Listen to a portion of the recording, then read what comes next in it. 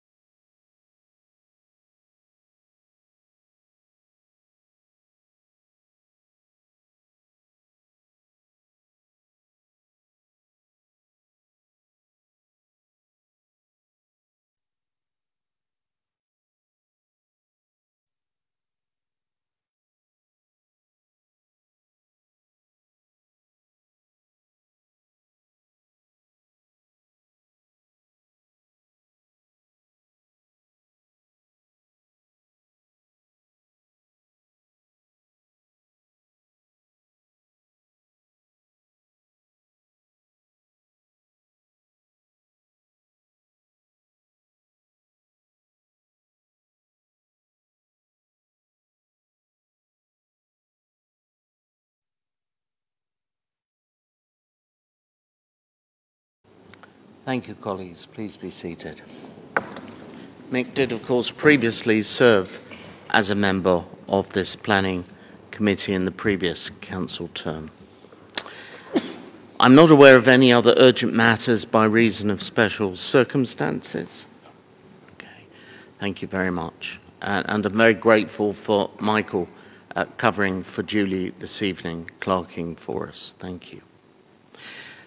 Colleagues, item 4, are there any declarations of disclosable pecuniary interest or other significant interests which should be drawn to the committee's attention by any member? Councillor Howcroft-Scott, please. Thank you, Chair. My foster child attends 100 of Who's School, but she's in year 6, so she will have gone by the time the building is erected, and I do not gain financially, but just declaring my foster daughter goes there. Okay, thank you very much. Any other members wish to make any declaration of any nature? No? Okay, thank you very much indeed. And just to make it clear that I'm chairing this evening as the Vice Chair of the committee, in the absence of Councillor Diane Chambers. That takes us to the first substantive item, which is the Chatham Waters development and the Section 106 scheme in relation to affordable housing, and I'll invite Mr. Harris to address us. Thank you. Chairman, thank you very much. Be a double presentation from myself and Martin Orst. Martin is our viability consultant. He's our independent viability consultant, so he does not act for developers. Now, a bit of the background to involvement of Martin with Martin is in the latent noughties. We had a lot of viability assessments being submitted to us. Like other authorities, I looked to get them assessed independently. I wasn't impressed with the companies who were giving us advice because I didn't feel they were challenging the developers sufficiently. And it turned out the reason for that was that they were trying to balance two hats. They were doing some work for developers, but also separately doing some work for us. Very fortunately, Martin was recommended to me. And Martin, since he's been working for us, has challenged significantly any viability assessments that are submitted to us. So we, Medway, gain immensely through Martin's diligence in terms of testing and challenging the viability assessments that are submitted to us. So in relation to Chatham Waters, a little bit of background, members, because this will be the first of a number of requests to amend Section 106s that this committee will receive in the coming weeks and coming months, depending on how long the current economic climate remains. So this isn't something which is just a matter for these applicants for Chatham Waters. We are already dealing with a number of others of these at the moment. We're finding ourselves in a similar position to what we found in the late noughties, whereby developers were coming to us and saying, we can shut up shop and stop building with the impact on the economy and the impact on Medway, or please work with us to on the Section 106s to find a way to enable us to continue to build and to deliver. So that happened late noughties. We did work very hard with developers then, and we're starting to see the same thing happening now. So background to this scheme.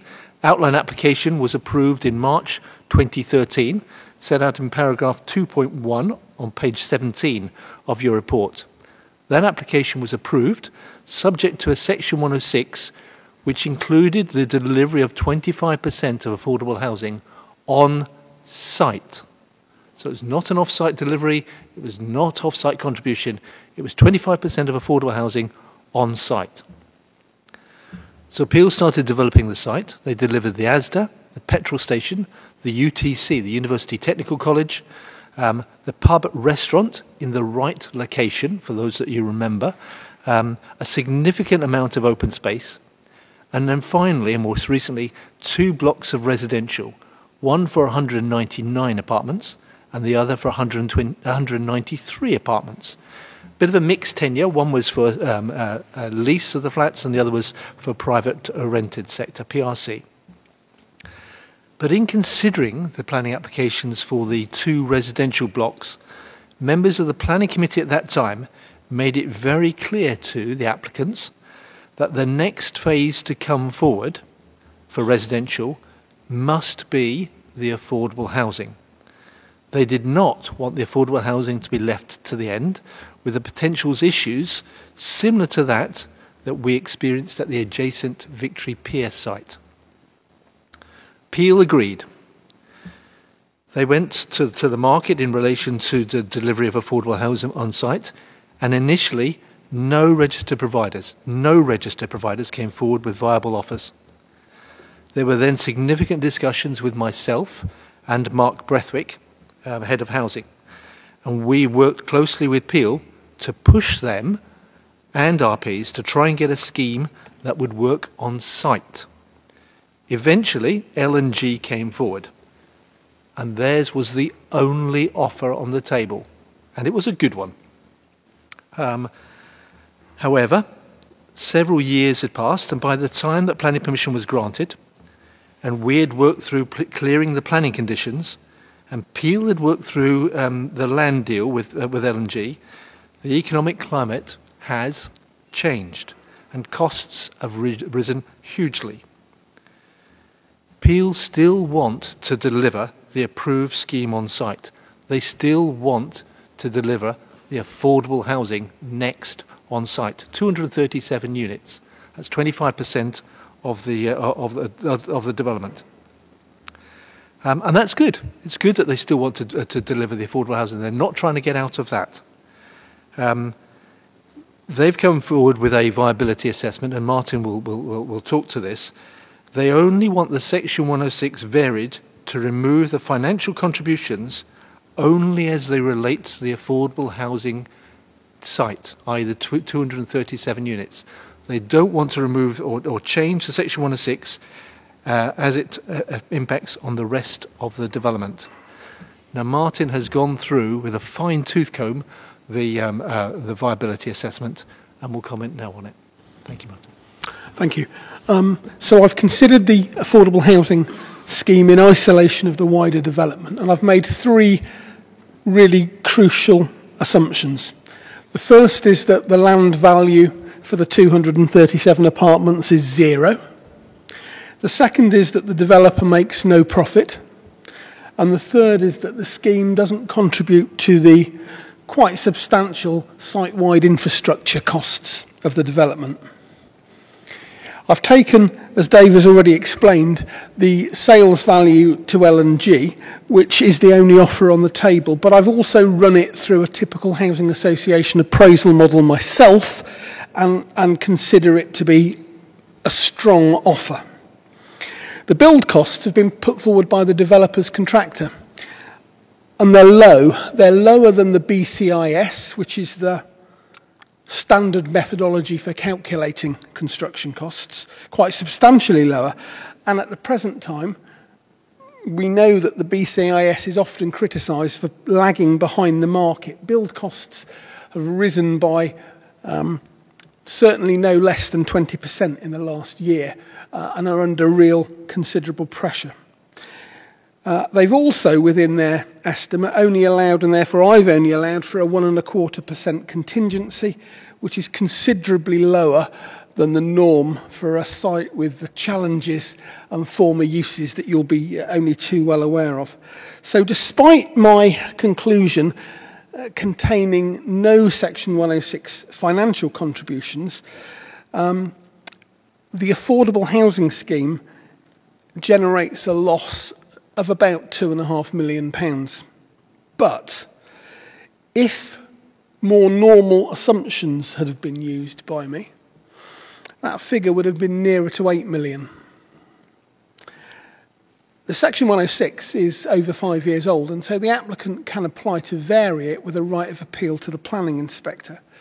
And in my opinion, that would run the serious risk of a considerable reduction over what is actually being proposed by them. Happy to answer any questions. Chairman, I just wish to add to that, in terms of viability, greenfield sites are viable, and we get the Section 106 full contributions in relation to that.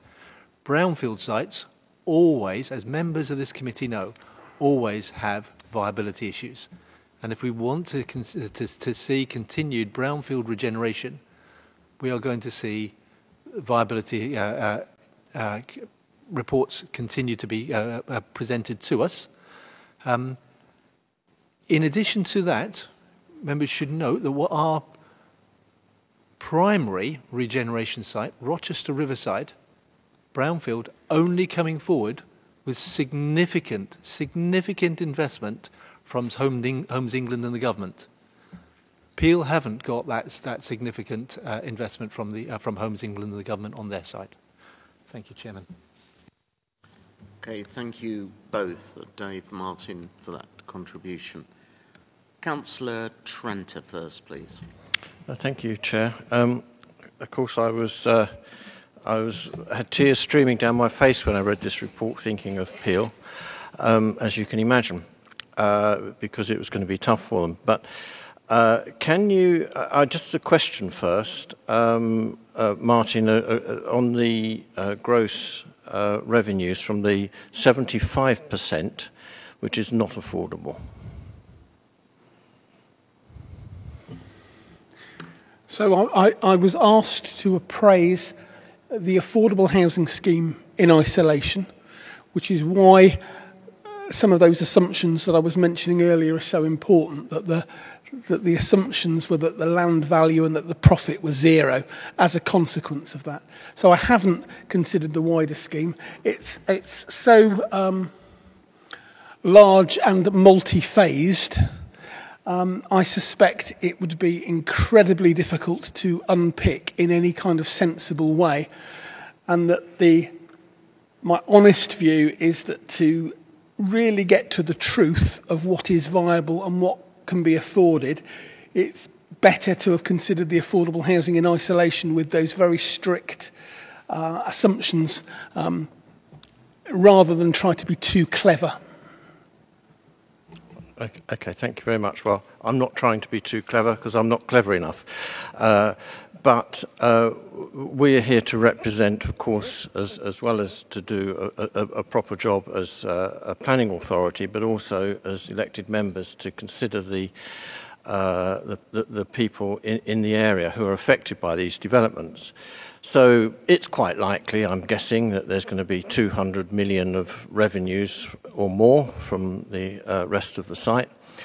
And the 440,000 pound Section 106 would have paid for open spaces, play areas, sports at the Strand, the Heritage Park, primary education, healthcare, waste and recycling training, issues, provision of on-site community facilities, and so on and so forth, to try and compensate in some very small way, relative to the size of this development, for the impact of the development on the area, and that's why we have Section 106.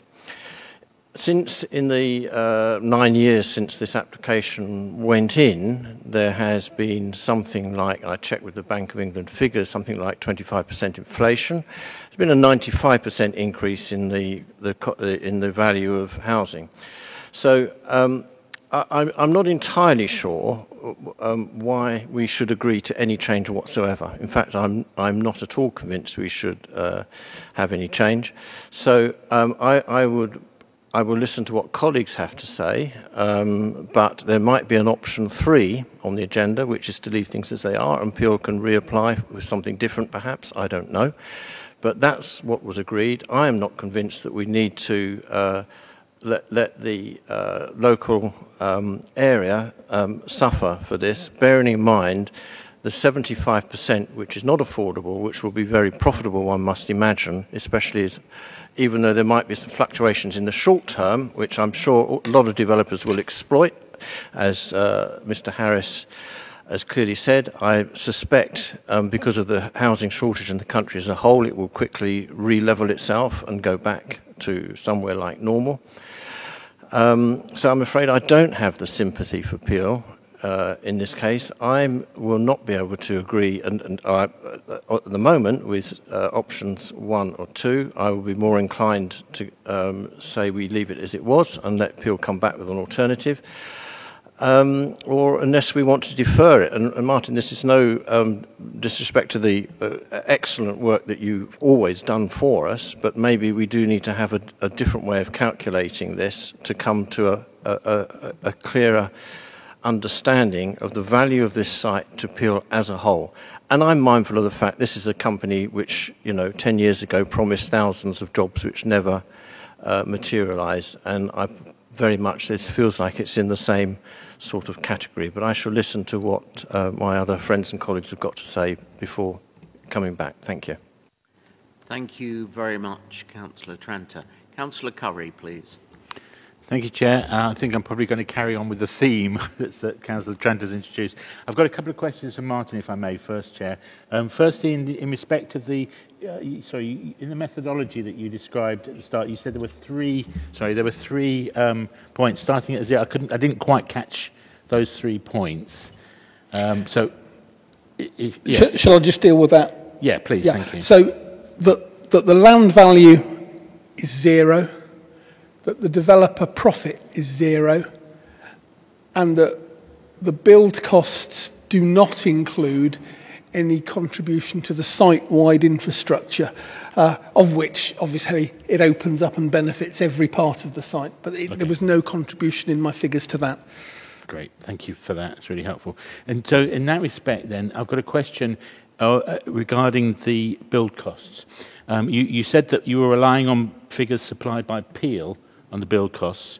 Obviously, in the number of calculations that we do throughout all the applications that come in, I'm just wondering why we don't have an independent build cost assessment going on alongside what we're provided by the developer, because that might give us a better picture of a situation if we had that independent assessment. That's quite right. So just to sort of simplify some figures, the costs put forward by Peel were £1,811 a metre square. If I used the BCIS, which would be the sort of standard methodology for doing these things, it would have been 1,826, so it was a slightly higher figure. But that in itself included a very small contribution towards the external works of the development, which probably don't accurately reflect the true cost. So I suspect the real figure is higher still than the 1,826. The report was completed some while ago, in April, and build costs quarter on quarter are rising just unbelievably at the moment. So if I did it again today, it would be a still higher figure. So I consider Peel's contractor's estimate to be exceptional in terms of the value it offers, to be blunt. Thank you. That's helpful. I wouldn't normally say that. I wouldn't normally expect to say that, but that is genuinely the situation. Thank you. And then just coming back, Chair, if I may, on a couple of general points, and I'm sort of partially reiterating Councillor Tranter's points. I mean, this issue about affordable housing in Medway and in Chatham in particular is a real problem. We've just seen it happen at Trafalgar Centre, where we've seen that no affordable is being provided there, and just couple of weeks after the planning committee have approved the application, the owners of the site have sold it with planning permission and no affordable element to make a killing on the market, without any thought to the community in Chatham whatsoever. And I see this situation almost alongside that, in the sense that we're over a barrel. We lose £440,000 or we lose the affordable element. I mean, that's not fair on the people, not on us here as a planning committee, on the people of Chatham who are supposed to be benefiting from these developments. So we've got a real issue there. I would be quite interested to hear the option 3 that Councillor Tranter mentioned, because I am really torn on this one. I was thinking option 1 was really all we've got there, lose the money but keep the affordable. But if there is an option 3, then I'd be interested to hear what it is. Thank you, Chair. Thank you very much. Councillor Hubbard, please. Thank you. First of all, sort of a general question. Obviously, the Section 106 agreement was for a fair number of different things. So some of those have already been delivered, have they? So how much of... Sorry? We can't hear you. Oh, okay. So a fair number of those Section 106 agreements must have been delivered. So what is left out of that, those numbers? So, Chairman, the answer to that is quite right. Councillor Hubbard is right. The highway improvements have already taken place, so they're not within that 400,000. The on-site community will still be provided, because that's a facility, it's not a contribution. The work to Gillingham Pier, or a fixed contribution towards that. So what we're looking at is just where it's a contribution based on per dwelling unit, it's losing those as far as they relate to those 237 affordable homes units. So the informal open space to be provided on site will still be provided. The equipped play area to be provided on site will still be provided. Okay. It's just the contributions, which is why we get to that, where we get to that figure of 400,000. Well, I think I've been duped.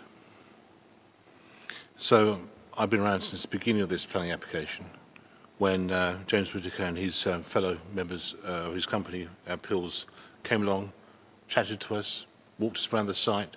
They were going to do some fantastic stuff down at Chatham Docks.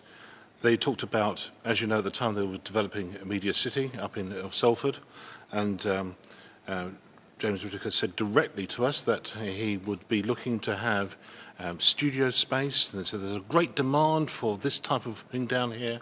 At X Factor, we're looking for a studio space to have their shows and similar shows like that. And we were sold something completely, utterly different to what's actually been built. And this just adds to the nonsense that Pills are up to. So I feel I was duped originally, and I still think I've been duped now.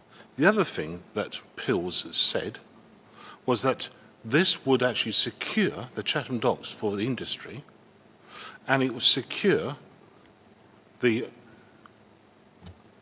dock gates, both north and south, all 4 gates. And we now know they only ever fixed 2 of them, and now one of those 2 is damaged. They must take us for being fools. I just don't have any sympathy for Pills Holding. They are a massive company, and if you go on their website, you find out that it hasn't changed, like, oh, we're poor at the moment. It says, part of the Pill Group, we strive to make a positive impact. Well, they're not doing a positive impact here when they're looking to get out of the agreements they made with the local authority. So I'll be also interested to hear what Stuart, Councillor Transley, would want to put forward, because I think I might also support it. Thank you, Councillor Hubbard. Councillor Hackwell, I think, was next. Yep, Councillor. Thank you, Chair. And this is more of a question, really. Of the Section 106 for the whole development, how much was in the total development Section 106? Because I guess 440,000 is only a small proportion of that. So I'd like just to get some scale of how much money they are actually contributing to the Medway towns, because it seems it's not zero. They've I mean, we've already seen the development around the police station of the road, and getting rid of the speed camera. And so I would just like to know how much they have contributed, if that's okay. Do you know? No. Chairman, what I would say is, I haven't got the exact figure, but if we look at the basis set of £440,000 for 237 units, then the planning permission granted was for 900 up to 950 units. So you're looking at then the contribution is equivalent of over 700 units in terms of those financial contributions, and then you add on to that the fact that, as I've said, they've already paid and delivered the highway improvements at Gillingham Gate. They've already paid for and delivered the highway improvements at Strand Roundabout. And also we will be seeing the informal open space on site, the equipped play areas on site, and hopefully, depending on what this committee says, delivery of, importantly, 237 affordable homes on site. Did the contribution also include a care home or something as well? Is that on this development? There was a separate planning permission recently, as you say, Councillor Hackwell, for an elderly person's care home. So that permission has been granted. They're on site building that now.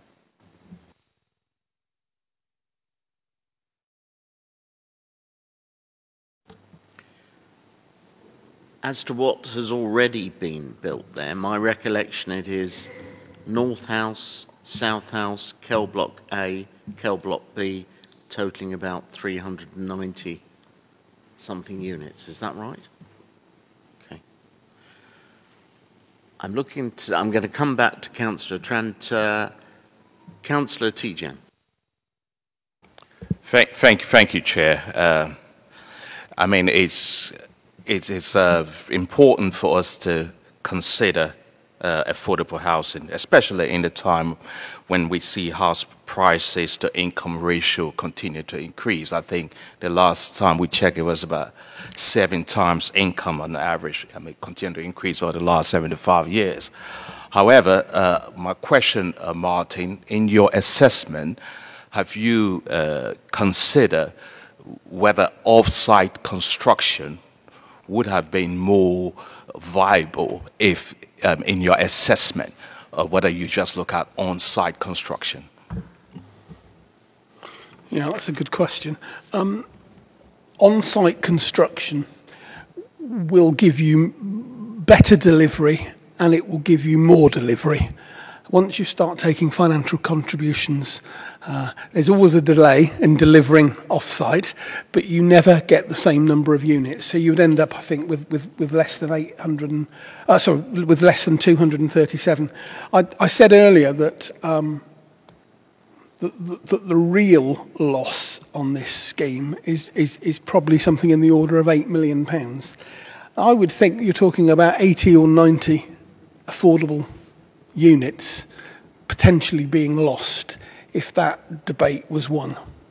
Sorry, I'm talking about the construction. Yes, yes. And the construction cost off-site would lead to less units being produced and there being delays in producing them versus on-site. So you're saying off-site is more expensive to deliver? More expensive and longer to deliver, generally. Sorry, Chair. Sitting here from my perspective, I can't support the recommendation for the mere fact that people have made an agreement to deliver, to make this contribution. We have seen an appreciation in house prices. I just mentioned the income ratio have exceeded probably 7 times. So I find it difficult to comprehend how you will be making a loss when, you know, house prices is increasing in relation to the cost of material and build costs. I just find it difficult to comprehend from a layman perspective. They haven't. And if you look, for instance, over the last year, we all know that house prices have risen substantially. Build prices have outstripped that considerably. And that's why, as Dave was saying earlier, there are more viability concerns being brought forward. Build prices are scary at the moment. For instance, last week, Ibstock Bricks reported a 17.5% increase in the price of their product. Most building materials are so energy consuming in their production that they are, I mean, I don't think I can use the word out of control, but that's how it feels if you're working in construction at the moment. Sorry, Chair, if I may come back through you. Simple economics term of supply and demand. If we have limited supply, the price is going to continue to grow. The income multiple will continue to increase. At the moment, it exceeds 7. So really, it will be, you know, the consumer who will be losing. The developer will always, from my perspective, make a profit. Thank you. I will call other members. It would seem to me that the amount of the profit may be an issue, but that's for the developer, isn't it? I don't know. I've got a number of members who've indicated. Councillor Curry, did you want to speak before I call Councillor Tranter again? Or? Just a point of information, if I may, Chair. I just did a little calculation on my pad here. If the 75%, if it's equivalent to the 440,000, that's about 1.3 million. I imagine it's probably more than that, but probably even if it's 2 million, for the 75%. That is a drop in the ocean if we're looking at these sort of figures. So I'm kind of wondering, based upon the fact that there's a load of companies I know of in Medway who are paying bonuses to their staff as we speak to help them through this crisis that we're in at the moment, why on earth is Peel worrying about 440,000? I mean, it strikes me as quite remarkable that they're worrying about that figure. Or is this some sort of ploy to say, actually, we're kind of going to cut the affordable element? I'm being sceptical, perhaps, but that's what I'm looking at. It's a drop in the ocean to the profits they're going to make on this site, and I think there's a problem there. Thank you very much. Councillor Potter, then I will come to... Okay, Councillor Potter, Councillor Galvin, then I will come to Councillor Tranter, who may have an option 3 for us to consider. Councillor Potter.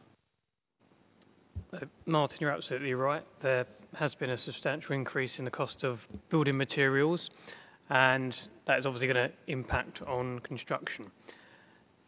But we haven't seen a number of developers queuing up to say, we can't afford to do this.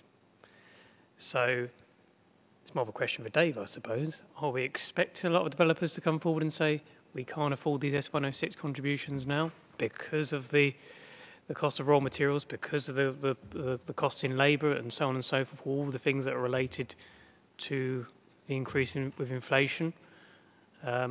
Is this just a thin end of the wedge in that case then?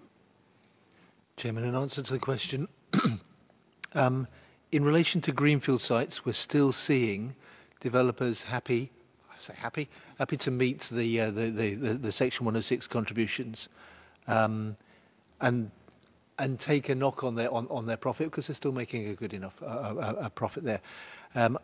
What we are seeing is the brownfield sites. If we want to continue to see brownfield sites, town centre sites come forward, then at the moment we're getting a number of requests to either with an application coming in for viability with a viability assessment, as we have done in the past, but offering less than we in the past. But we also got a number who are coming in to renegotiate those Section 106s because as they're building or as they're coming forward, the costs are far greater, and therefore it is we won't build. Or if you want us to build, then we're going to have to reduce the Section 106. So there are a number of this. Now that's in Medway. Martin might want to comment on terms of his experience generally in the southeast and the country. My personal financial year ended at the end of August, and it was without doubt the busiest year in terms of viability reports. I'm doing something like 2 a week at the moment. If you'd have gone back 2 or 3 years, it would have been 1 a week. So, yeah, massive increase. And Dave's right. The last time I did a viability report on a greenfield site, I can't remember. It is all things like this. Thank you. Councillor Galvin, please.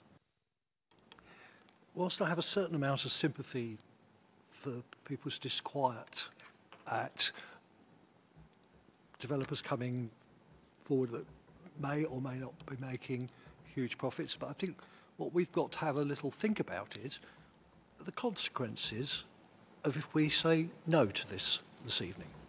What are the options then for Peel? Now, this is hypothetical, but if I was a property developer, I'd be very tempted to say, right, I'll put in another planning application for the rest of the site, and I'll only offer 5% affordable because of the ground conditions on that site. Then we'll have to go through, as Councillor Tranter and Martin, yes, we'd have to assess the whole of the rest of the site. But my guess is, from my personal experience of developing on brownfield sites in Chatham, they very well may come back with a properly costed viability assessment that will probably only lead to 5% or 10% affordable within that. The ground conditions on brownfield sites lead to extreme increase of costs. Also, there's an additional factor with providing affordable as a developer. When you come to your agreement with the registered RP, you agree a price that you are going to receive from that RP for the affordable. There is a long gap then between the time you agree that price, whatever it is, so many £1 million for so many houses, to the time you've actually built it. The developer is then at risk for every single price increase that goes on. He cannot go back to the RP and they'll say, oh, sorry, I can't build it for that cost. You've got to pay me more. No, you have signed a contract to deliver those amount of units for that price. You are looking, so that is why they will often estimate a much higher price on RP, affordable products, because you have then our registered providers products, because then you've got to account for that risk. And what I'm concerned about, and the fear I'm sitting here, is that we could end up in a year's time with another planning application coming in with a minimum amount of affordable, and we've lost it. And don't get me wrong, I am very keen that we should provide affordable housing. I think the figure that was given of 7 times is out of date, and I think I was last told the average earnings to average house prices in Medway is 8.5 times, and I believe it might be even higher now. We have an enormous struggle to get people into housing of any tenure. We have a major shortage of housing. We are putting that at risk. Now, this is, you might want to take that gamble as a matter of high principle, but your matter of high principle this evening could deny several hundred people the chance of having a decent roof over their head. That is what you've got to think about. Yes, you want to take that risk, vote no for this. But I'm not prepared to take that risk personally. I want to see people in good housing here in Medway. The reality is we've had a financial assessment done. You either accept the professional's opinion or you don't. If you don't want to accept the professional's opinion, don't take it. But you're risking the loss of those affordable units. Think about that, please. Okay, I've got one final speaker before I come back to Councillor Tranter. Councillor MacDonald. Thank you, Chair. I wasn't going to speak until Councillor Galvin made his comment, I think. I think as a committee we have a duty to do exactly what you said. We have to look at every application, we have to look at what comes in front of us, and of course all of us want affordable housing in Medway. However, we don't have a gun held to our head. We look at everything in front of us. I don't really totally understand, and I don't know whether other colleagues would agree, the evaluation process. It's been really good the way it's come forward, but I would have liked a bit more in-depth information about how that's done. However, tonight's meeting will be probably watched by many developers. And we have debated it, we have to go with how we feel personally. And it isn't just about, although I totally agree that Peel Port shouldn't be quibbling over £440,000. If I was them, and I know, Mr Harris, you're going to say to me that isn't what we look at, but if I was them and I was a partner in Medway and investing in Medway in the future, and I know they've got other plans, I would be thinking, do you know what, I'm going to invest, we're going to take this hit. Me personally, I'm not a developer, I don't look at my bank account, but their bank account's a lot bigger than mine, and a lot larger than mine, so I think they've got less worry. However, I think whatever we decide tonight, we'll be setting a precedent in some respects. And I feel that we have to, it's not just my morals about how I feel that they should pump up that money. I do feel we've been let down by Peel Ports. And whether that impacts my decision shortly on what we do with the report and the detail, I feel extremely let down, and I feel as if we've been sort of, I'm going to say it, screwed over. I'm going to say it, Chair, because I feel we have. And this isn't the first time we've been down this road like this with others, and Mr Harris would know that. It isn't the first time. And as you're saying, we're going to have plenty more to come.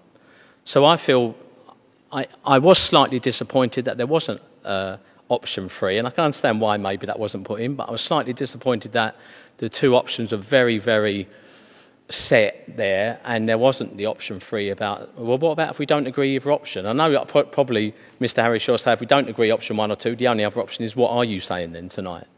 But I'm not going to sit here feeling bad as a committee member after sitting on this committee for a long time. I'm not going to feel sad and terrible if my decision is against Peel Ports this evening, because I've read the reports, I've read everything here, and I've looked online. So I'm not going to be crying and losing sleep tonight if I make an alternative decision to what's on this paper. So whatever that decision will be, Chair, depending on an option 3, will come shortly. But I just needed to say that because I feel that as a planning committee, more and more now, and I know my colleagues agree, and so does Mr. Harris as well, and other colleagues across the table, we seem to be told, well, there's no other option, you have to do this. You have no other option now. You've got to go like this, or it go to appeal, or you're going to lose. Well, we have to take that decision as a committee tonight, and if it's a majority decision either way, then we will go down that road, and we have to see what the consequences are. But I will reiterate, and I'm sure I will say it on behalf of the group as well, this side, although we decide all separately, we do want affordable housing, no doubt. But if they come back with another, if we decide against it and they come back with another application, we have a right to look at that application and decide what we do with that too. So, you know, it isn't over. It isn't as if they're just going to come back and then we're stuck. So, thank you, Chair. Yeah, I keep saying that I will call Councillor Tranter, and every time I turn around, another hand goes up. I'll take one final additional intervention, Councillor Hackwell, then we will go. Thank you for letting me come back. I think it's important to note tonight that we have employed an independent verified to say, do the Ports figures make sense? And he said there's no margin in them whatsoever. In fact, Peel Ports are going to lose about £8.5 million by building this block of affordable housing, which is a lot of money.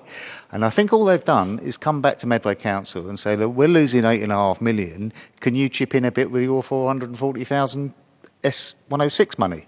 Because it is a hell of a lot of money to lose. It don't, you know, 4,500. They've lost £8.5 million on building this, so they're just asking us to contribute a little bit. It is the way that I see it, so that we get affordable housing in Medway quickly. Now, if you don't want that, then throw it out. I must say, I do wonder what other builders would think who have taken the hit and didn't come back to ask for it to all be reconstructed. But there we are. Councillor Tranter. Thank you, Chair. Yeah, and I wonder on how many occasions when the wind was blowing in the other direction that developers have come to us and said, you know what, I've made an extra £500,000 here, I'm going to increase my Section 106 contributions as a result. I can't recall such a case, but maybe I can be corrected on that particular point. Now, the thing is, I raised the point earlier about the other 75% of the site. And I don't know, as Martin, and I have high regard for Martin. He's been serving well for many years, and I think he's done an excellent job here. But I'm focused on the whole site, not just the 25%. And I have to look at it like that because I know broadly what the margins are in the world of building. And if you're, 15 or 20%, that might be somewhere in that category. So you do the calculations on the other 712 properties at 15 to 20% margin, at an average sale price, and that's excluding everything else, and you'll work out this 440,000 is a drop in the ocean. I've been in business a long time, and sometimes on a deal I do well, sometimes I don't. Do not worry about Peel Ports. They will survive this. They will survive this. I'm pretty sure they will get through it. I do not like having a gun held to my head. As Councillor MacDonald rightly says, I don't think that's the way we should run this, because there's another brownfield site quite close to this one that is wanting to be developed. And what's going to happen there? Because that's a far more complicated site than this, with far bigger costs, and it frightens the life out of me. So it is what it is. I do acknowledge that brownfield sites are difficult.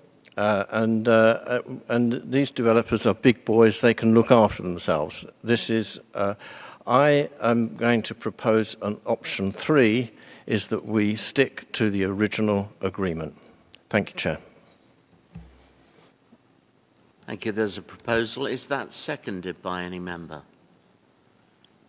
Okay, I have several people indicating to second. Okay, I think Councillor Barrett, name in the frame. Would any members, now we have another option, a third option as it were, would any member like to speak to that option? Councillor Curry. Yes, thank you, Chair. I'm happy to second that option. And it's been said, I missed that bit, sorry. I was trying to multitasking, I missed that one, apologies. I feel that that's the way forward here, because at the moment, as has been mentioned, we're being forced to choose something that we're not happy about. And at the end of the day, the Planning Committee and the Medway Council are in control of what happens in Medway and not the developers. They need to be aware of that. And as Councillor MacDonald said, you know, it's about saying, actually, no, the decisions are made here and not in the bank balances of the development companies. And we need to be very conscious of that. Their profits are not our concern, the people of Medway are. And I think we've heard that from a number of members across the room. So I feel that this is, option 3 is a good idea. Thank you, Chair. Thank you. Anyone else like to speak on this particular proposal? Councillor Barrett, then I'll come to Councillor Potter. Well, I'm a little bit puzzled by the whole situation here, because surely at the end of the day, when the houses or properties are built, they can raise the price to take into account, just as I have to with my small business. If I kept everything all the same price, I'd be out of business. But you just have to add it on. I'm going to say when you buy your can of beans, it's sort of 20 pence dearer. When you buy your house, it's 20,000 dearer. You know, that's as simple as that. Councillor Potter. Well, I should just say briefly, Chair, that I think we should firmly test the water on this one, because I do fear if Medway Council is seen to give in easy on these matters, then we will be encouraging Acura developers to come along and say we cannot keep to these S106 contributions. So I think we should firmly test the water on this, and it may well end up with the Councillor Golding scenario, well, the scenario that he was stating. I hope that's not the case. Hopefully we have a positive outcome, but we should test the water. And it's part of the water as well, isn't it? So.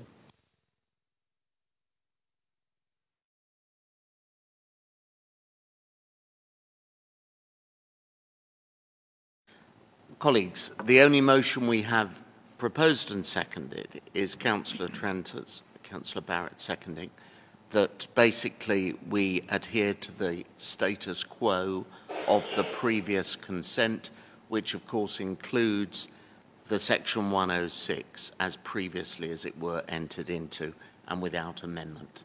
I hope that's a fair summary. Mr. Harris nods to that. So, colleagues, I'm going to go to the vote on that. Can I see those in favour of option 3, please?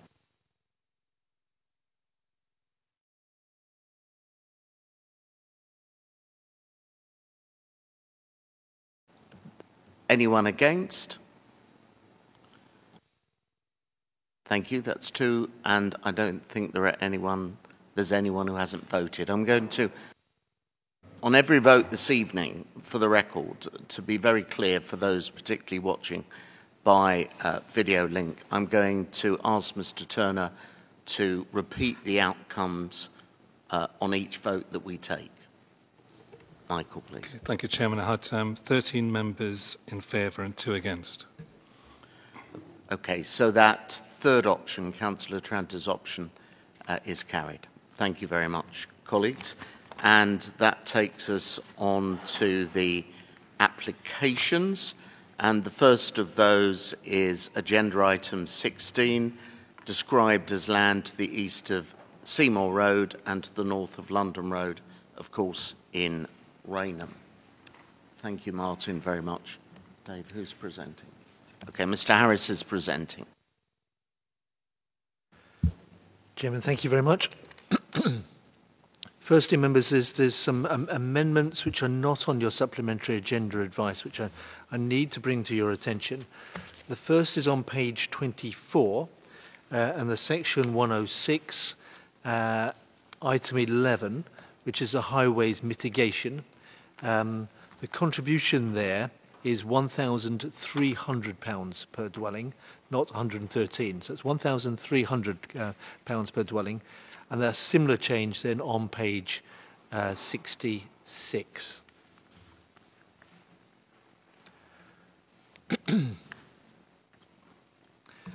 Members, you'll be considering two applications, this one and the next one, and you'll be considering them separately, and there'll be separate presentations on them.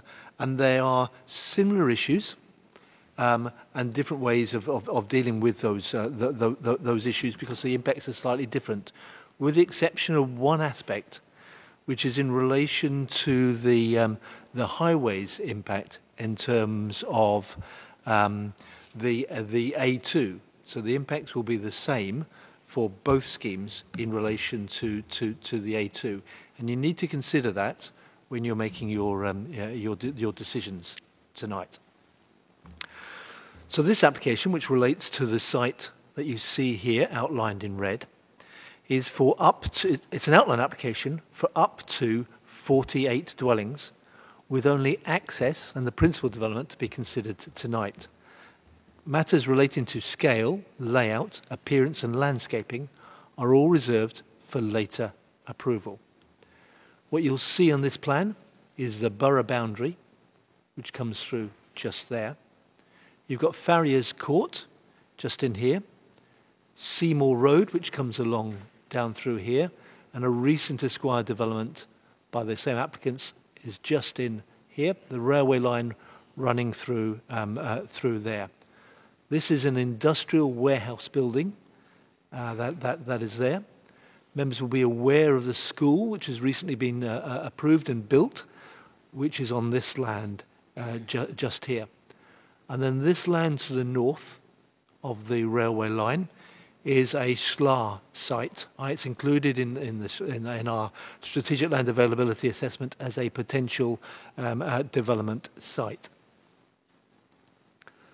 This plan, I think, helps to explain that a little bit better. So that's the SLAR area just in there. There was a SLAR site just in here, but with the development of this site and with the development of the school, that site can no longer be brought forward.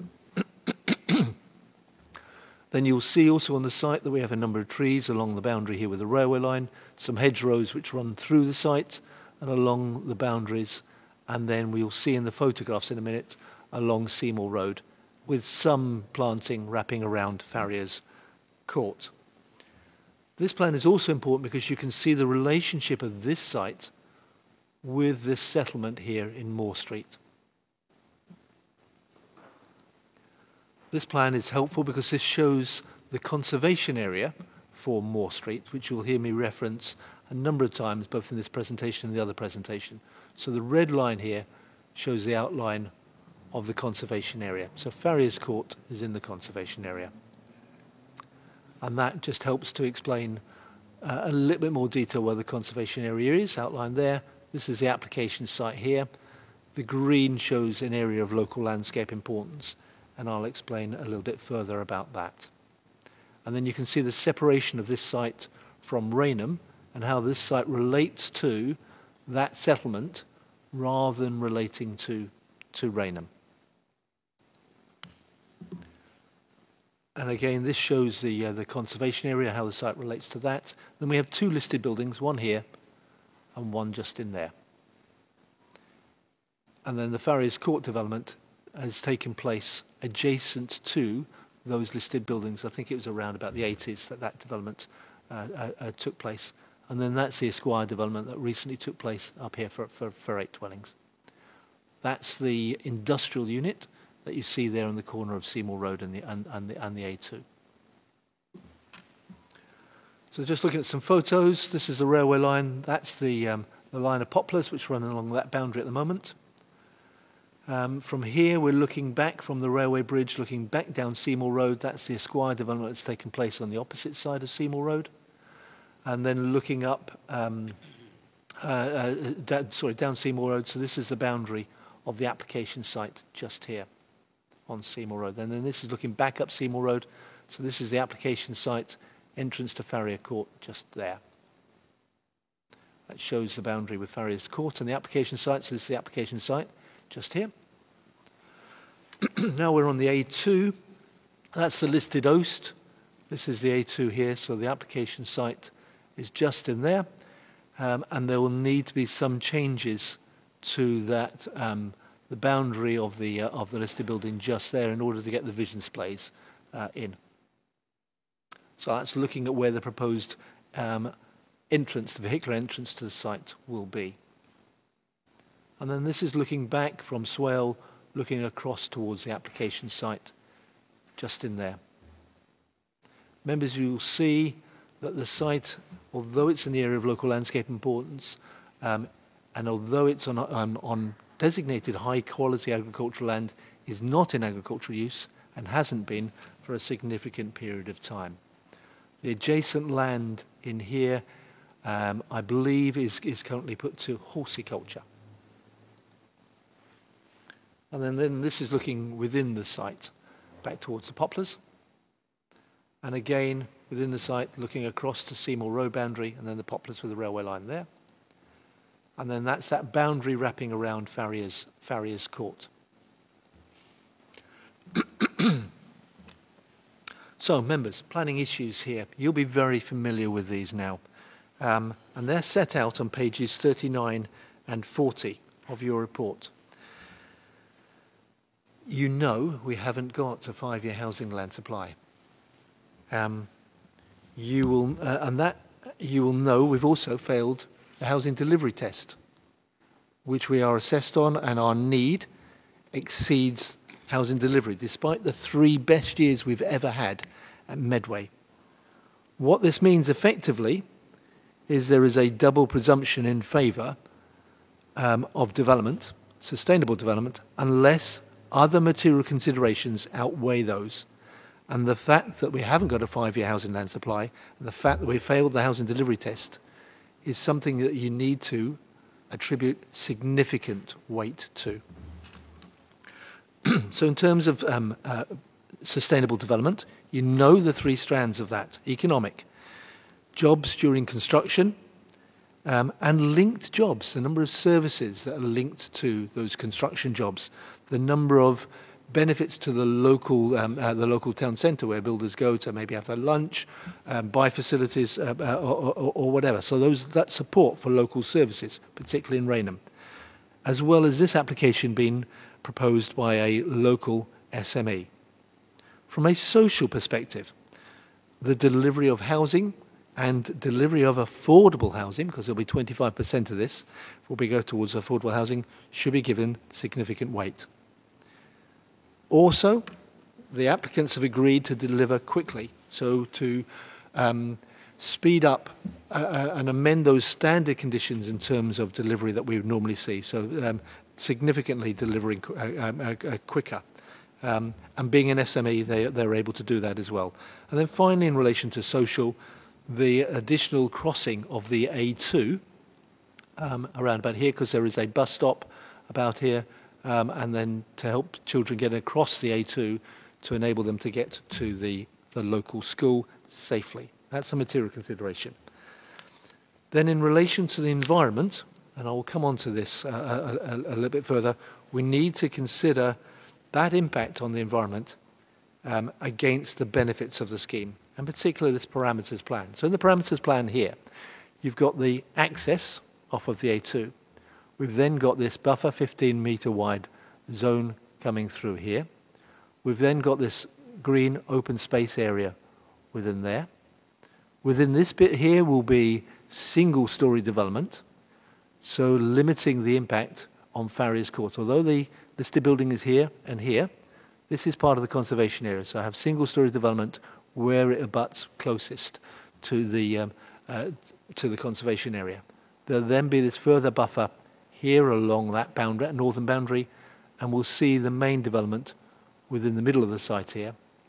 Then along the western boundary, with proposed landscaping, low hedge, and some and a grass verge, and then with a pedestrian link coming through here. The boundary along the northern boundary will again need to be landscaped. So that's the illustrative plan that you see there, members. So, principle of development, I've talked about that. The planning balance, members, look at pages 66 to 72. Set out that planning balance and the weighting that you as a committee need to apply. In terms of landscape and visual impact, I've shown you the photographs of the site. So you can see that it's within the area landscape, local landscape importance. It's quite close to the boundary, but it relates well to the existing hamlet, that settlement of Moore Street.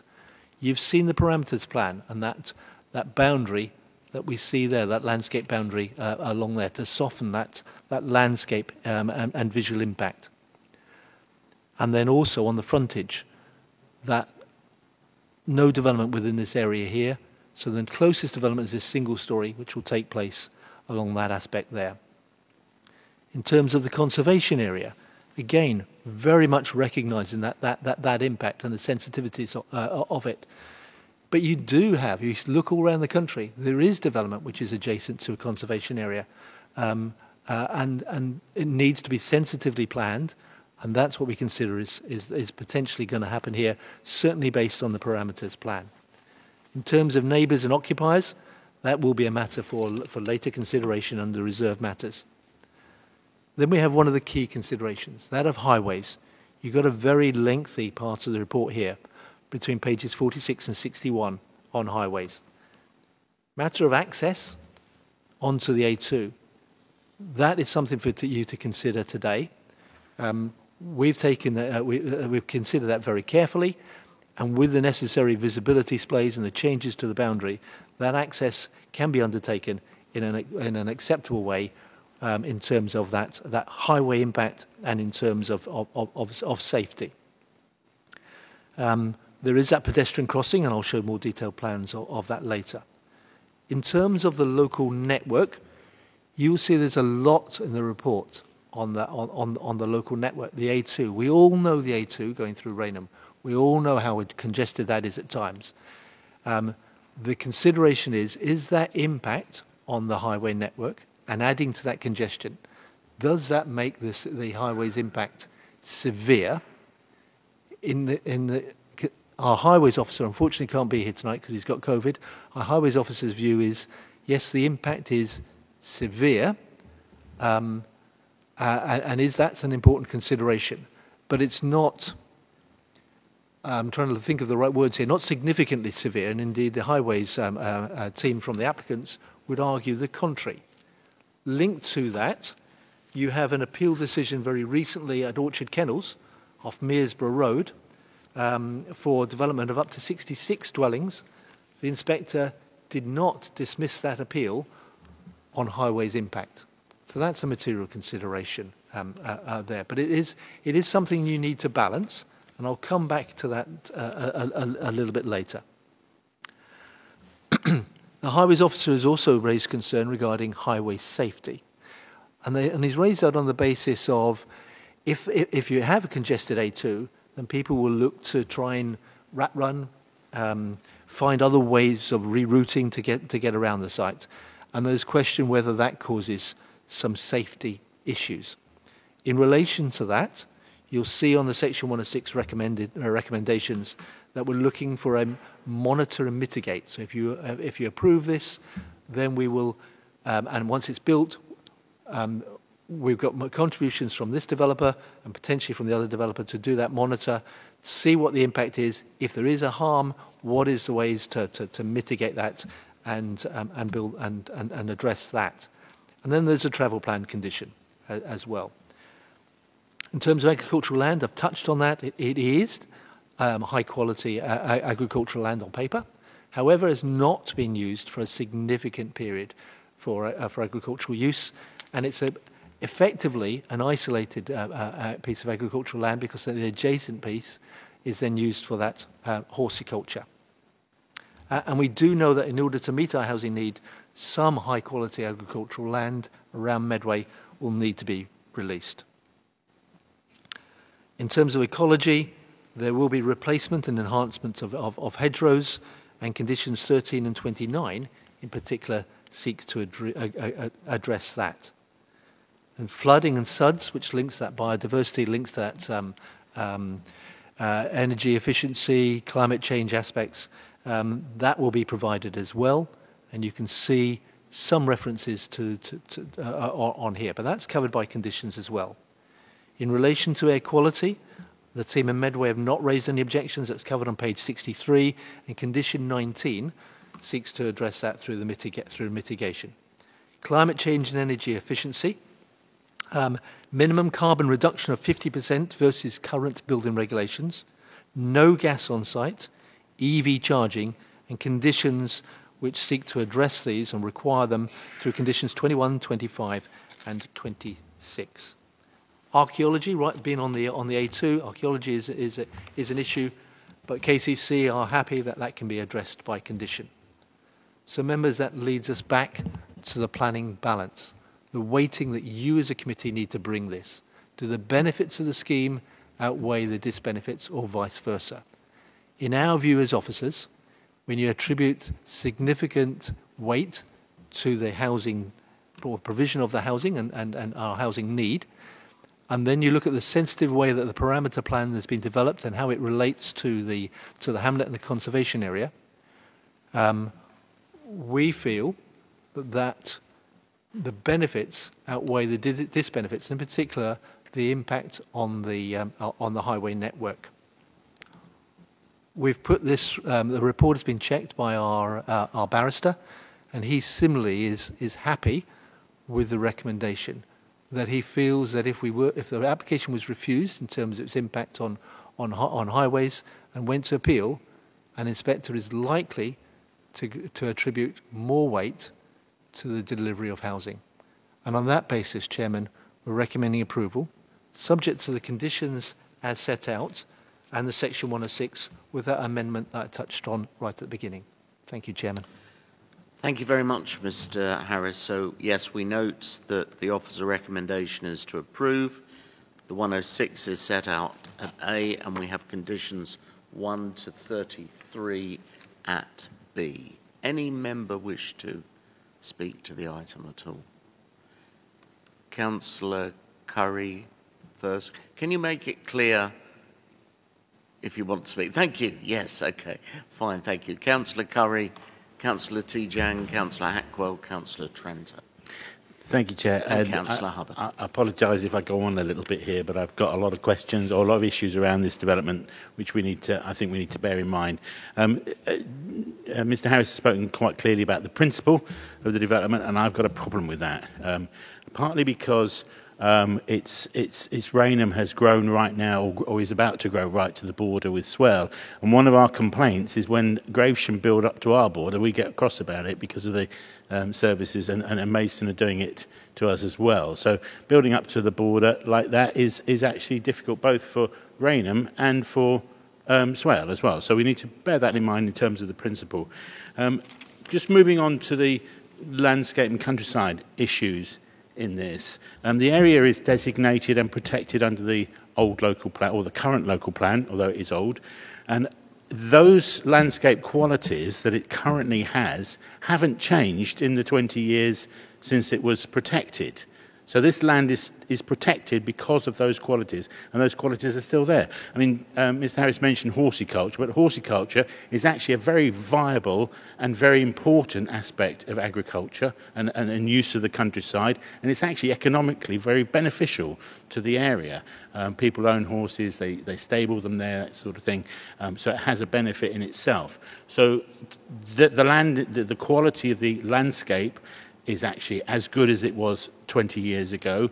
It hasn't changed. And in fact, what has changed is our attitude and our protection of it. Nowadays, with the climate emergency that we've got, we understand much more about biodiversity. We understand much more about how important the countryside is for mental and physical health and all those aspects of what that brings to our communities. So in fact, I would suggest that in the new local plan, as it emerges, this land would probably get even greater protection than it currently has. So I am concerned about that principle there of why it's acceptable just because it's an old local plan when the countryside hasn't changed. And equally with policies BNE 25 and 32, those are being applied here as if they are minor, but at the time they were very important. And in fact, later on in the meeting, there's another application where BNE 25 is actually quoted as being important. So there's a kind of disproportionate application of policies here, I think, going on a little bit, not deliberately, but it appears that there is the policies are being applied slightly differently depending on the nature of the application. I'd like to move on from that aspect of it to the traffic issue, and this is where I've got a real problem. It was quite hard work ploughing through the report, and I appreciate it is complex, and we needed to read it carefully. And as a result of that, and as a result of the complexity and the length and detail of that report, I place a huge amount of weight on the outcome of that. I think that's really quite significant that we need to take that into consideration.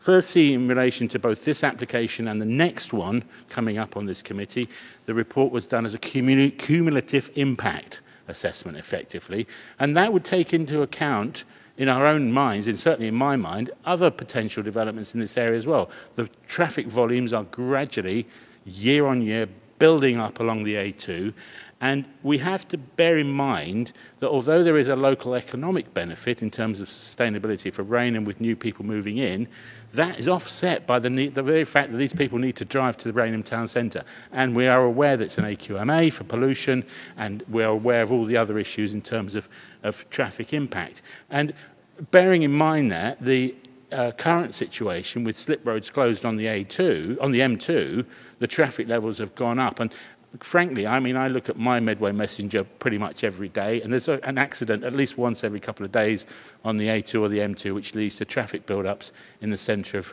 Medway, and particularly Rainham gets hit quite hard by people trying to bypass the M2 when there's a blockage there. So this is a regular thing that they've got to put up with, and this is the cumulative impact of more development is simply adding to that problem.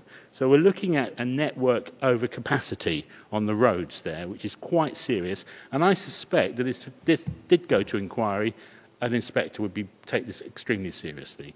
And then we look at the report itself, and there are words in that report which really resonate with me. It says that the traffic levels are unacceptable. Now, when you hear a traffic officer saying this is unacceptable, that means we shouldn't be accepting it. And that's the simple meaning of the word. We also hear the word of inability of the corridor to accommodate future development. That's in this report as well. And yet future development is being proposed even though the traffic levels are so high, there is an inability of the corridor to accommodate this. And then moving on to the sort of final couple of points I want to make in this respect. The word mitigation comes in to play under the conditions and is mentioned in the report. And I'd like to know exactly how we would mitigate against a traffic corridor that is already full. What would we do? Would we going to build some new roads there? Where's the money for that? Who would pay for that? Would the developer be asked to build a new road or make the A2 a dual carriageway in that location? What mitigation are we talking about? We could have this monitor and mitigate condition in there, and we know there's a problem, so we don't really need to monitor it anymore because we've had the monitoring done. It's a serious problem. What is the mitigation that would relieve that problem? I can't see it unless we've got another HIF fund of £170 million coming into Rainham, which perhaps it could do with, coming in. So by having it as a condition after the event, kind of horse and stable comes into mind on that point. So I've got a problem with the principle of the development here. I've gone into some details. I can't support this. Thank you, Chair. Mr. Harris. Chairman, thank you. Apologies. I just want to come back on a couple of things there, and apologies, I'm coming back now rather than waiting till later. First, just in terms of the building up to the boundary aspect, and I just wanted to explain there's a difference between Gravesham building up to the boundary in Strood and us building up to the boundary in Rainham here, because in Strood, if Gravesham were to build up to the boundary in Strood, Gravesend is a long way away, so all the impact would be on Strood. The housing benefit would be for them, but all the impact would be on us.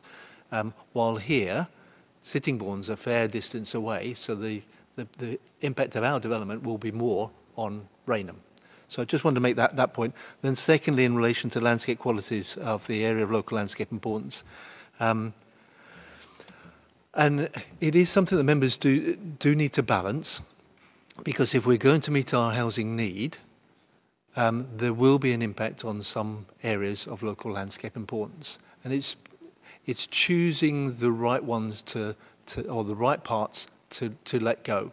Councillor Curry's quite rightly said our BNE 25, BNE 32, BNE 34, in terms of the landscape qualities, we need to, that is a material consideration. It is something that you need to consider. My view here was that recognising that we have to release, if we're going to meet our housing need, some alleys, that this was an appropriate location based on the parameter plan that you see that I've shown you. And then finally, the last point, in terms of the mitigation, the monitor and mitigate, was in relation to that rat running. You're quite right, Councillor Curry, there's not going to be a bypass or a dual carriageway, anything like that. It's more minor mitigation to deal with the rat running problem if it causes a safety issue. Thank you. Councillor Tijan. Sorry, Chair, no, I didn't have a question. Councillor Hackwell. Thank you, Chair. Just to say this is in my ward currently. With the boundary changes, it won't be. I know the area well. I think it is quite a secluded place, but it's meant to be. It's not really in Rainham, it is in Moore Street. And Moore Street is a different village from Rainham. Recently, as Mr Harris mentioned, we gave a small development in that area, planning permission, which has now been built and delivered. But it is a small, old area. I think when I read through the report, it is so finely balanced between the traffic, the cumulative impact. Now, I travel along the A2 quite a lot. I come down Mears Court Road. I fortunately don't often have to come up Ottram Key Lane, which is even worse. But Mears Court Road, over an afternoon, this afternoon, you'd be, in a mile queue back to get out of Mears Court Road this evening. It's just, I do appreciate Junction 5 is shut of the M2 and that's added to the traffic, but just normally, around the peak times, the school times, it's just unusable, really. And I don't suppose, even though this development of 48 houses may well develop 100 cars, because it's not walkable to Rainham for most people. Most people would choose to drive into Rainham, park their cars to do their shopping. It's on the extremities of Rainham. Certainly, a commuter wouldn't probably walk to the station. So, the development itself is a relatively small development. It's on the outskirts of Rainham. I don't think it's sustainable because of the transport issues. You have to have transport if you're going to live there. And on balance, I would come down on living in the area that the traffic is worse than not providing the houses. Rainham has built a lot of houses recently in Rainham. Adding more and more in Rainham is not really going to solve the problem of Medway. It is just saturated recently. It's still being built, still going up. So on balance tonight, I think mainly around the traffic, and I appreciate what you say, Mr Harris, about it not being, the inspector didn't mention it for the kennels, but I think on the cumulative value, cumulatively, the other developments that are going on and the other developments that are proposed and may well come back again with appeals, I would not be able to support this tonight. Thank you. Councillor Tranter, then Councillor Potter. Thank you, Chair. I grew up in Rainham and I love the place. I still visit quite regularly, but I generally only visit out of peak hours. The reason I only visit out of peak hours is not because it's crowded in Rainham, but because I can't get out of Rochester. And I mention that for good reason. I live within 5 or 6 schools, and some of the biggest and some of the best schools, I might add, in Medway. We're very fortunate in that respect. But it's gridlocked. You can't really get anywhere. So when you live there, you plan, if you possibly can, to either cycle, like I do, or walk, or not travel at all, because that's frankly your only options. Now, I mention that as an introduction to what I wanted to say, because that is an introduction to a question is, if I could just have a little clarity, the main issues here are at the peak times. Is that correct? Rather than throughout the day, in the evening and other times? Are we talking about that's when it is? Okay, I can hear my colleagues saying it's never good, and I understand that, and I might add it's never good through Rochester as well. But I think this is really important, and it is actually an excellent developer, which is a plus. That doesn't affect my thoughts one way or the other. It's just a bonus in this particular case. So I know that if it goes ahead, it will be exceptionally high standard. And I often think to myself, I'm sure others do, would I want to live there? I think I probably would, because there's not just Rainham to go to, there's Newington, there's Upchurch, there's lots of different directions that one can travel. I would probably cycle, but there we go, if I was going into Rainham. So I listened very carefully to Mr. Harris's introduction. It is balanced, but I believe in this instance I will be balancing in favour of this development, because I think it will and it can work, and I think although I listen carefully to my colleague over here who thinks that an inspector might go the other way, I disagree on this particular point.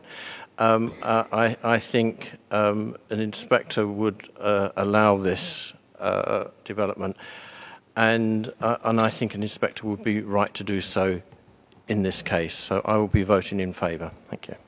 Thank you, Councillor Tranter. Councillor Potter, please. Thank you, Chair. When I read this report, I was somewhat surprised, because in my view, it's littered with poor judgment. So if I sort of put my teacher hat on and take the A-level grading criteria here, so we've got knowledge, application, analysis, evaluation. So that last point is evaluation is the judgment. You're doing very well up until you get to the judgment, in my view, because you seem to make a very strong argument. You seem to do the analysis to say, well, actually, this isn't acceptable in terms of the highway's impact. There are concerns about the landscape impact, and if we read the definition of the buffer zone between the buffer zone function of the area of local landscape importance, it's important as a buffer zone, helping to counteract outward pressure of urban sprawl and maintaining the separation of settlements. It's a continuation of adjacent areas in Swell Borough, which are subject to a settlement separation policy in the Swell Borough Council local plan. And of course, no wonder we see a very strong objection from Swell Borough Council on those grounds.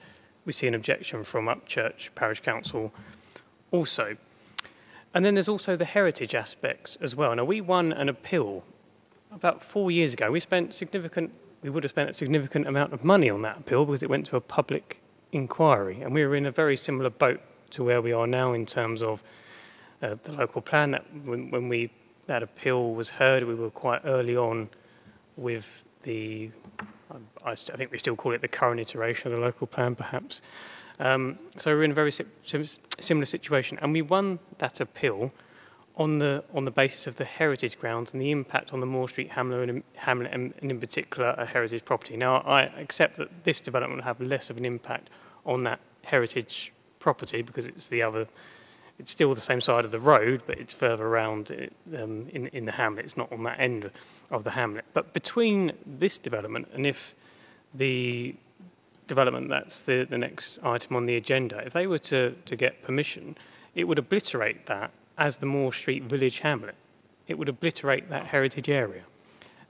And I think back to that appeal decision where the inspector was very clear that that open character of the land was very much part of that heritage area. And actually, if we look at the school, and I know that the school very, very well, in my portfolio holder capacity, that school was built in the far northwest corner of that land in order to minimise the impact on that Moore Street Hamlet area. So as I said earlier, everything's in the report, but then the judgment, in my view, doesn't seem to match up with the analysis that's come before it. I mean, when you were making your report to the members, you talked about the conclusion that the highways impact would be severe. And then there was a little bit of sort of semantics around, lesser severe, or whatever it may be. And there's more of that goes on in the next item with regard to the view of Heritage England. So, because I'm concerned about the heritage impact, because I'm concerned about the impact on the landscape, and in particular its function as a buffer, and I think we would be foolish actually to build up to that boundary with Swell, because albeit this is in Medway territory, of course we would be perhaps encouraging Swell, if they change their mind, if this was to go ahead, to perhaps build an R border. So if they were to build an R border, those people living in those developments will be coming to Rainham and to Medway, not to Sittingbourne. The same that we're seeing with if the local plan and developments were to go ahead with Gravesham and similar with Maidstone. We've bashed them for being bad neighbours. Let's not encourage Swell and to do the same.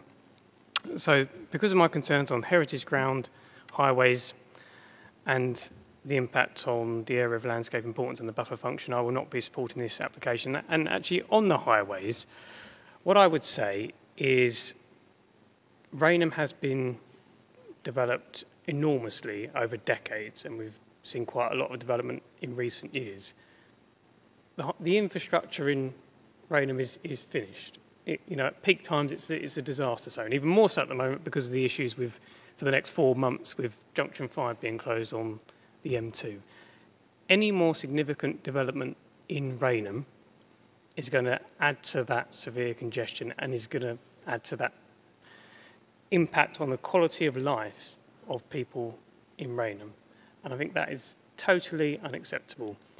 Unless there's a magic bullet come in with an infrastructure plan, even if we were to put aside the heritage issues and the landscape issues, then on the highways grounds, I think we've got a very, very strong case. Thank you. Thank you. Do you want to respond? Chairman, only one thing. I think I wouldn't say it's poor judgment. I would I think more towards the line that Councillor Hackwell touched on. It's about balance.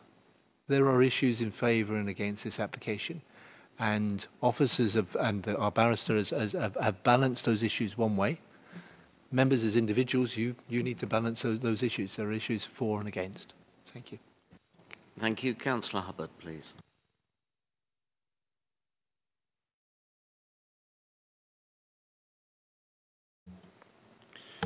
Yeah, I have no problem with going on with Councillor Curry on this matter. The biggest issue for me, out of all the issues that he raised, so I won't repeat them, is the highways aspect. I know this area well. It's near where I work, and I often go into the Rainham for lunchtime, and it's busy, to say the very least. Also, I listen to my colleagues who work at my office and come from the Sheppey from that direction. So I know the impact issues of the highways, and that is the biggest issue as far as I'm concerned. The Highways Authority, it's Medway Council's view, in other words, the Highways Authority, that the corridor is simply overfull. It is very hard to take any more upon it. It's reached capacity. If I have concerns about roads in my patch, they're more equally the same about this area. We really can't take that housing in that area because of the additional impact of traffic, cumulative, and having an assessment after the event, to me, is nonsense. So I will not be supporting this application. And the final member who has indicated is Councillor Golding. I've listened carefully to members' concerns, and most of them I actually agree with. But the trouble is, with the balance, you've got to weight it. And at the end of the day, that's what a planning inspector will do. I think the highways arguments will apply to practically every ward across Medway. All of us spend hours sat in traffic wherever we want to go in Medway. That is a fact of life. And we can talk about tweaks here, mitigations, but the reality is, if we take the line that we can't do any further development because we're going to have to wait a few more minutes in a traffic jam, we will never build anywhere in Medway. We've all tonight been waxing lyrical about how much we want affordable housing and provide housing for people. If we turn this down, there's another 12 affordable homes lost. As I said earlier, the price of homes in Medway to average earnings ratio is 8.5. The reality is we have not built enough homes in the UK for the last 40 years. We have a housing crisis. We've known that for years. The government knows that, and it's the government that pulls the strings on the planning inspectorate. Whether we like it or not, the odds are that the planning inspectorate will come down in favour of a development unless there's really strong reasons not to do it. That's the reality of life. It's not a nice position. I think as members of a planning authority, I only come occasionally on planning, but this is going to be the case more and more in the future. You're going to have far more of these finely balanced things. We're going to have to accept things that we would not have accepted a few years ago. I remember sitting on the old Rochester upon Medway Planning Committee, as I intend to wax lyrical later in the agenda on that. And those decisions we thought were tough then. I think Councillor Hubbard will well remember.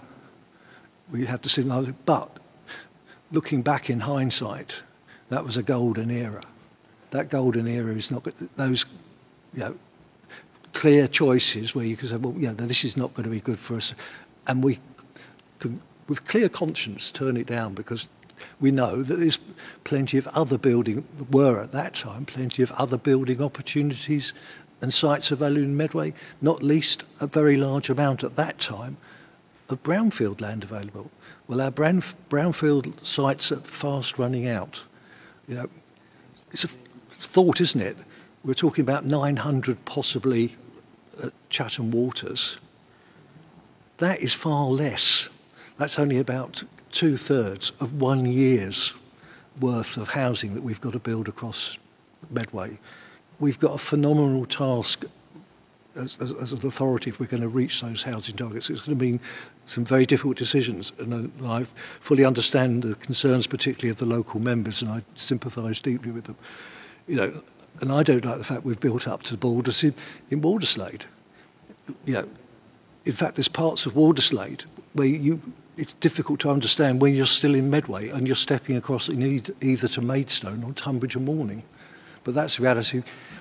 Both authorities have built up to the border. We've built up to one side, and Maidstone and Tunbridge and Morning have built out on the other. That's a fact of life. It's not, I'm not defending it, but it's happened, and Walderslade survives. I think, I'm not happy with this, but I'm going to have to put my hand up and support it because, in all conscience, we've got to provide homes for people.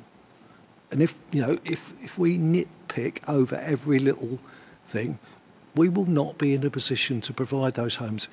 And the downside is, if we nitpick too much, we're going to end up having those planning decisions taken away from us. We'll have no control at all. And I think if we're going to dig our heels in, and there will be occasions when we have to dig our heels in, quite rightfully, because we can honestly say that this is really bad on balance for our residents, then we've got to save those times for that opportunity for those ones that are really, we want to turn over. Because if we keep willy-nilly turning, yes, this is finely balanced, I agree with that, but if we just keep willy-nilly turning things down, we'll get ourselves into a situation where developments that we really, really do not want will be forced upon us, and I don't want us to get in that situation. Thank you, Chairman. Thank you. Yes, your memories of history. I remember 39 years ago, you and I both serving on the Planning Committee of Rochester when it used to meet in the former Chatham Town Hall. There we are. Right, we have a recommendation from officers, which is in two parts. A, the details of the suggested 106, recommended 106, and B, conditions 1 to 32. I'll come to the Acting Vice Chair to move on that basis. Councillor Fern. Yep, thank you, Chair. Happy to move the recommendations as set out on page 23 of the report to grant approval subject to the 106 agreements in Section A and the conditions 1 to 33 in Section B, with the amendment Mr Harris detailed at the beginning of the presentation. Okay, my error, it was 1 to 32 on this application, conditions. Is there a seconder for that? Councillor Tranter. Okay, we're going to go to the vote now. Those in favour of that proposition, please show.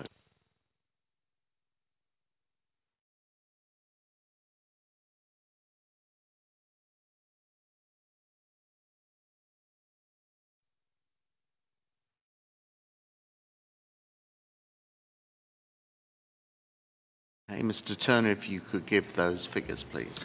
So that's 4 members have voted in favour and 11 against. Okay, I'll turn to Mr Harris with respect to compiling the formal refusal reasons. Chairman, I think I at least need some headings from members in terms of, and an agreement from the committee as a whole in terms of the reasons for refusal. So I need some heading. I can finalise the wording, but I need some ideas as to what you're refusing it on, please. Okay, so bullet points for refusal reasons. Councillor Potter. Well, from what I stated, which was pretty similar to what Councillor Curry stated and other members raised those points, it was on the highways impact, the heritage grounds, and the impact on the landscape, particularly its function as a buffer between Rainham and the settlements in Swell. Anyone else wish to contribute bullet points? Councillor Howcroft-Scott. Sorry, sir. Page 49, the conclusion, the second paragraph from the bottom is pretty succinct in summing up why this development shouldn't go ahead. Yes, I would, to make a stronger refusal, is to actually have a shorter refusal, and I would just stick myself to the highways issue. Any views, Councillor Potter? I would definitely bring in the heritage because of the, as I say, I do feel strongly, having read the report, knowing the area well, and of course the previous with the... Can you speak up? So, having read the report, knowing the area well, and the previous application where we won the appeal on the heritage grounds, albeit it was an adjacent site, but it was still impacting on that Moore Street hamlet, and that was more specific to a particular property, but I do think there are grounds there with regard to the heritage impact on that hamlet. Chairman, it's a difficult one because I'm not sure how you take this forward, because I agree with Councillor Hubbard. The strongest case is on the highways impact on the severe. And it's down to so if we accept that as a given in terms of a reason for refusal, it's then is whether members as a group want to add the heritage and whether you want to add the landscape and function, landscape function as a buffer to that. I mean, to win an appeal, you only need one successful ground, but members, I am really in your hands. It's you as a committee who have determined to refuse it. So. Councillor Curry. Yeah, thank you. If I understand you correctly, I mean, I think all three elements should be there. I mean, we've talked about the cumulative effect of the transport issue, but actually, we've also losing the local landscape areas and stuff like that. That's part of the argument in terms of the impact on the community and stuff. So I would certainly put all three in there, Chair. Thank you. Okay. Is there a consensus on that? And final wording to be subject to the usual protocol? Yeah. Okay. Fine. We'll proceed on that basis. We'll take one more application, then we'll have a 10-minute break. So if we could please move to agenda item 7, and we stay in Rainham, of course. Mr. Harris, please. Chairman, thank you. And I think it's sensible to continue to get this application also considered before the break. So thank you for that, Chairman. Sorry, Chairman, do we need to vote on refusal? Well, the vote was clearly voted to against. refuse. The reasons will be finalised under the existing protocol between spokespersons. Mr. Turner, are you happy with the administration of that decision? Yes, Chairman, I was happy with that. I think you asked if there was a consensus on the reasons, and there certainly seemed to be one. Okay, so agenda item 7, north of Moore Street. Chairman, thank you very much. Firstly, draw members' attention to supplementary agenda advice, where you see that we're recommending amendments to condition 2 and 6 to remove reference to drawing number 010C. Also to say to members that, and it's not on a supplementary, that if the application is approved, there will be a need for the usual climate change and energy efficiency conditions and verification. So, members, this is a full application for 66 residential dwellings. The history of this site, I think it's already been touched on by Councillor Potter. The wider site, i.e. this here, was the subject of an outline application for 200 dwellings, which was dismissed on appeal on the 2nd of August 2016. And its reason for dismissal, as Councillor Potter explained, was on the heritage and impact on the setting of the conservation area and listed building. Since that decision, we've had the school built in this location here. Now, the reasons for that, as members know, is that there was a need for a school now to serve the needs in the area, and no other sites had been identified. So again, as Councillor Potter said, we tried to locate the school in as least an impact location as possible in terms of its build and the impact on the conservation area and listed buildings. So that's the conservation area over here, as members have previously seen. So we've put it on the furthest location. So that's clear in terms of where the school has gone. This is the application site. What remains of the application site here, and these are the playing fields that will be part of the school.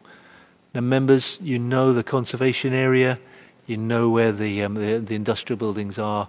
You can see where the urban area of Rainham is. Again, planning issues, members, you had set out on page 92 of your report. 5-year housing land supply we've touched on, and the fact that we haven't got we failed our housing delivery test. They carry significant weight in the balance. So a lot of the issues, as I've said, are similar to those that you discussed at the last meeting. The impact in terms of the highway network is the same as the previous application. But you have a double presumption in favour of sustainable development. I've talked about the economy, jobs, helping local services, social, the delivery of homes, and a delivery of affordable homes. And if members wanted to, you could amend condition 1, and the applicants are happy for that, to bring forward the delivery period to help with that.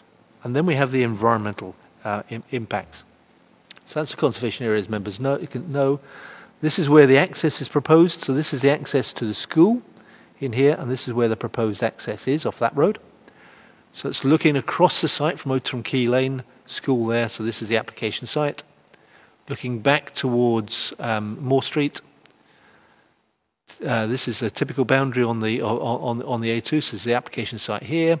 Looking through that to where the school is, and then that's the track which leads to some of the development which exists within the conservation areas. Looking back across the site towards the school. So that photo was taken from that point there, so that access wrapping in. So this is the proposed plan, members, and recognising very much the concerns expressed by Councillor Potter and why the previous application was refused in terms of its impact on the conservation area and listed buildings. So trying to create a separation between the two parts of the application. So we have one part here which relates to Rainham and builds on that development in that area there. And then we have this landscape separation. So trying to maintain and keep that character of that hamlet that Councillor Hackwell and Councillor Potter have touched on, and have a smaller development linked to that conservation area, but very much this landscape separation. And you can see it built out a little bit more there in terms of what's being delivered on site, and trying to protect that character of Moore Street, and as I said, that separation. In terms of highway access, that's been carefully looked at by our officers in terms of the access here, going back onto Ottram Key Lane. It's considered to be a safe and acceptable access. And then members, you've already considered the impact on the network. In terms of archaeology, that can be covered by condition, and KCC are happy with that. Ecology, conditions 10, 19, 20, 21, 23 deal with that. The sustainable urban drainage, conditions 16 and 17 on that. And climate change, very carefully considered through this application. Conditions 21, 27, 28 all address that, but there is the need for those additional conditions regarding ensuring that the climate change benefits are secured. A few housing types there, so you can see the darker blue are the ones which will be provided on the Rainham side. These ones will be provided on the conservation area side. And then some sections through the site. So that section AA through here. So that's the Rainham side, and that's the conservation area site. So that's that landscape area which will be provided, separating the two. Some more sections through the site here, CC and BB through there. So one through the bit associated with the conservation area, that one, and that shows the through the Rainham side. That's the conservation side. And then some CGIs as to how it could possibly look and be laid out, showing the public open space area there, looking back towards Rainham. And then we've got the pedestrian crossing across the A2, so you have Seymour Road coming down here, existing school bus stop there where kids could get off. So they walk along here, we'll be able to cross the road here in order to get to the school, so improving safety of children. Members' recommendation is for approval, subject to Section 106 and conditions as set out and as amended in the report, in the supplementary agenda, with that additional climate change conditions as well. Thank you, Chairman. Thank you very much, Mr. Harris. See any member wishes to speak? Councillor Curry. Thank you, Chair. I won't go back over what I was saying before, but I would like to just make a couple of additional points. We're always told that we need to take every application on its own merits, and that's what we're trying to do here. But obviously, within respect to both the landscape impact, the heritage impact that Councillor Potter raised, and also the cumulative traffic impact, I mean, these two applications are obviously tied quite closely together. So the concerns I had for the previous one remain. I would like to add in to that mix, if I may, the Lee Academy. The report, I'm going to quote a bit of the report here. Table 9, it says, demonstrates that when the school is at full capacity, significant decline in the function of the highway network occurs. This is right next to this new development. So we're looking at problems there. It goes on to say that it's considered that this could impact driver behaviour, especially parents who may be dropping off their children to secondary school. So we're talking, and it goes on and talks about the incidents that have happened. We're actually talking about, this is a risk for the children here who are going to that school by the cumulative traffic development in this area, and it's just getting worse. So by going ahead with this application, similar to the last one, we are actually starting to say, hang on a second, have we drawn a line in the sand here? We've reached capacity, we know that that's happened, we've been told by the highways that this corridor can no longer take more traffic, and actually next to a school, that's going to be, I mean, you could potentially be putting lives at risk. So I really feel quite strongly about this one, perhaps more so than the last. I think the same reasons for refusal apply, if I may add that in at this point, but I am really concerned about this, so I will not be supporting. Thank you, Chair. Councillor Hackwell, please. Thank you, Chair. Again, this development, I think, it is actually, I agree with Councillor Curry, it's probably worse than the last one in the fact that the impact on the traffic. Obviously, it's a larger development. Its ingress and egress is via Ottram Key Lane rather than the A2, which from a traffic point of view is probably the worst road on the network in that area. I don't understand why there's a zebra crossing to nowhere with no pedestrian access onto the A2. The pedestrian crossing in the plan is miles away from where everybody can use it. And I just think I'd just reiterate my last issue. It's really, for me, it is that, you know, the developments in Rainham, especially near the A2, it's like the last straws. I think the camel's back's already been broken with regards to traffic. So again, unsurprisingly, as a ward member, I won't be supporting this application tonight. Thank you very much. Councillor Potter, please. Yeah, thank you, Chair. Before I get into any points, and I say, just like colleagues, I won't repeat all of the concerns I had about the other application, because there are obviously a lot of similarities there as they're impacting the same area of Rainham. But on page 94, straddling page 94 to 95, the report talks about the area of local landscape importance, and I'll start mid-sentence.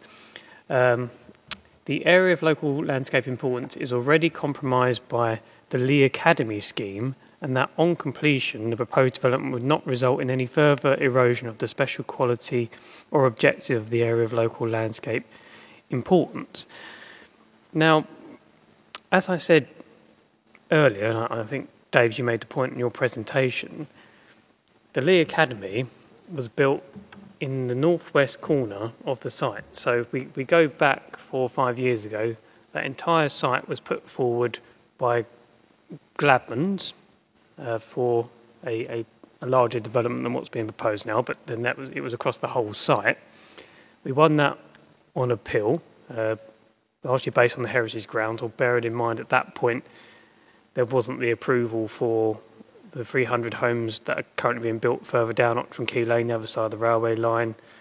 There wasn't the other developments that have been built around the Rainham area, and of course there wasn't the school there at that time, because obviously that's the site we're talking about. So that was one on those heritage grounds in relation to the Moore Street hamlet, and specifically that one heritage property within that, where they're proposing the village green there. So if you were to look at the report for the Lee Academy Rainham, that talks about the importance of the school being built in that northwest corner to not impact on the hamlet and that heritage property in accordance with the appeal decision.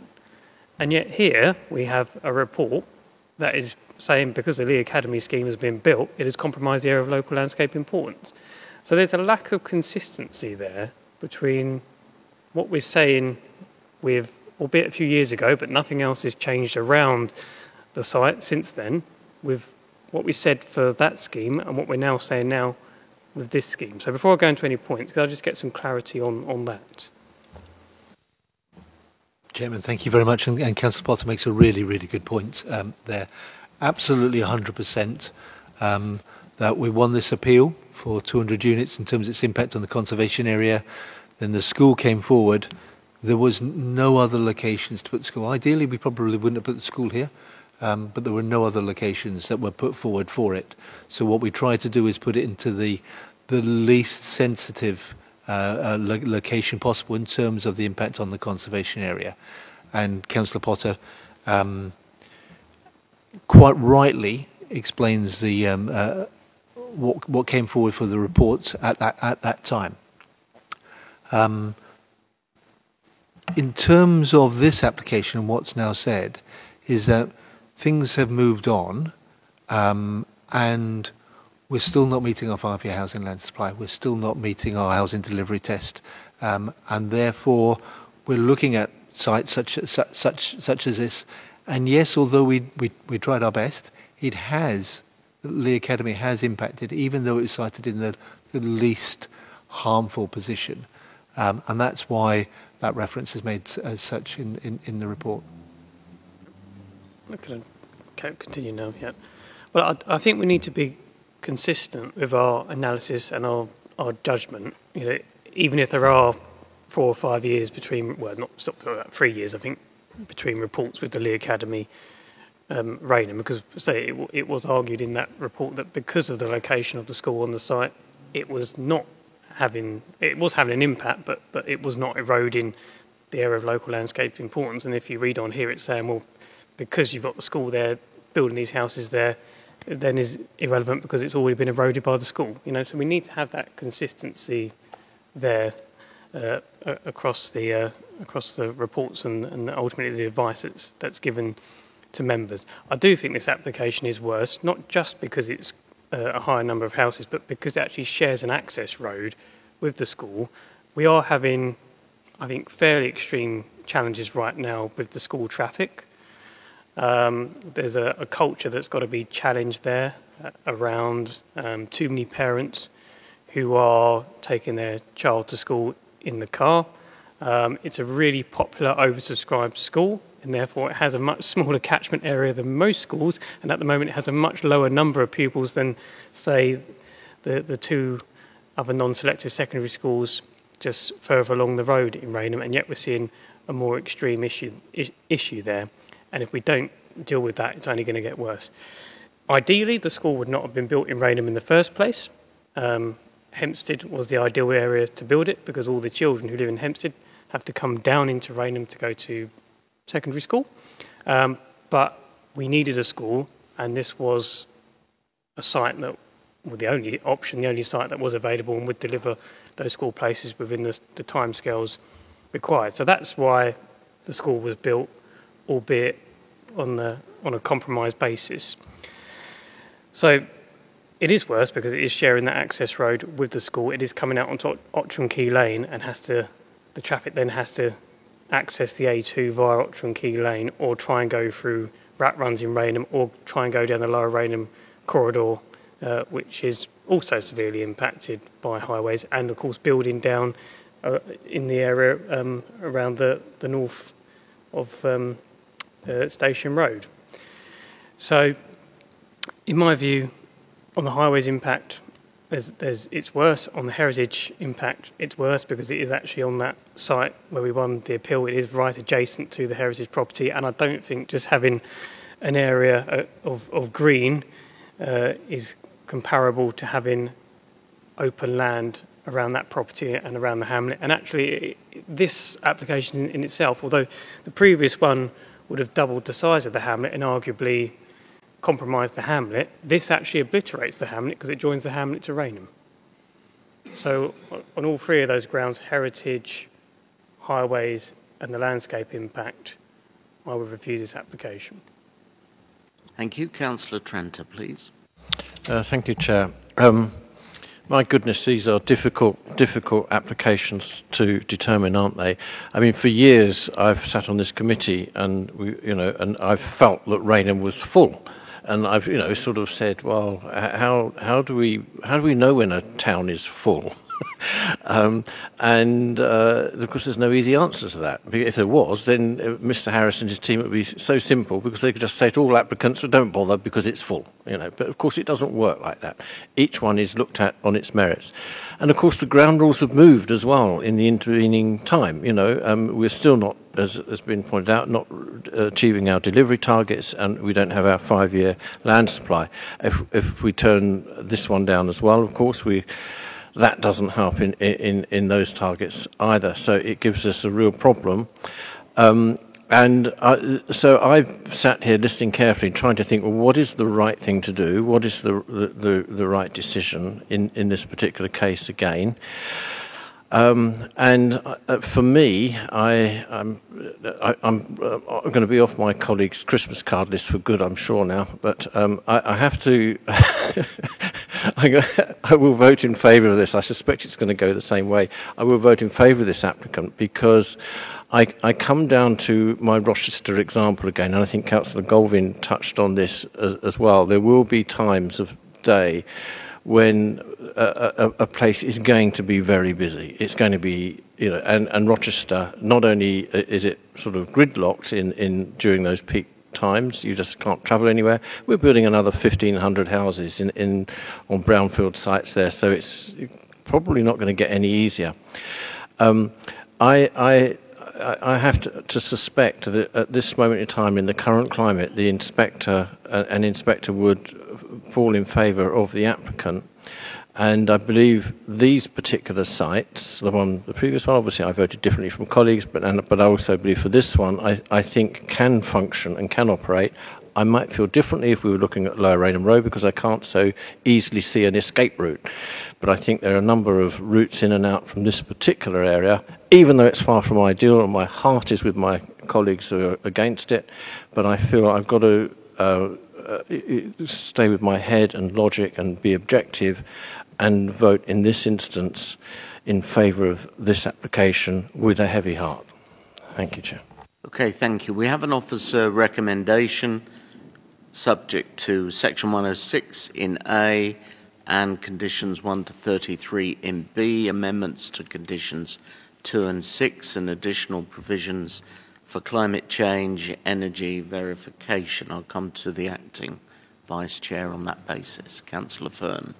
Yep, thank you, Chair. I move the recommendations as set out on page 75 of the report for approval, subject to the 106 agreements in Section A, as you mentioned, and conditions 1 to 33 in Section B, with the amendments in the supplementary agenda. Okay, is that seconded? Councillor Tijan, thank you. Okay, can I see those members in favour of approval on that basis, please?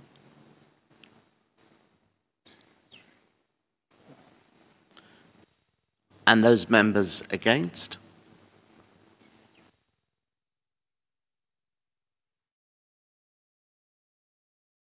Ask Mr Turner, please, to give those figures. That's 4 members have voted in favour and 11 against.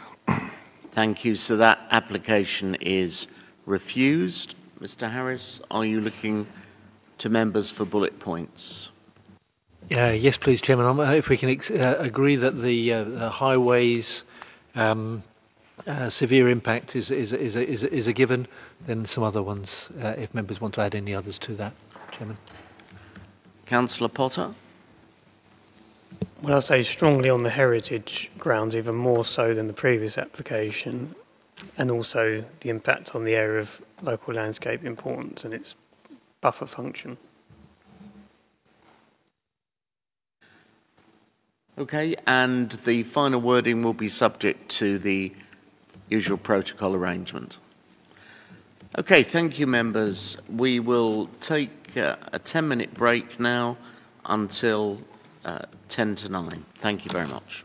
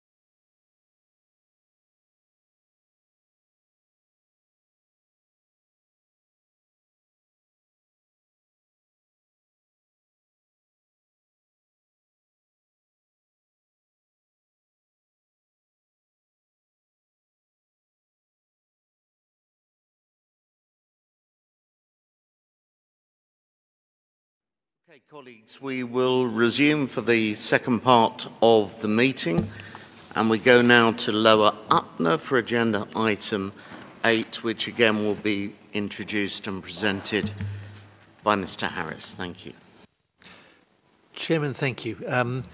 Members, you'll be pleased to know that this is the last application that I will be presenting tonight. After that, Kemi will be presenting the remainder of them. But actually, I've saved the best for last.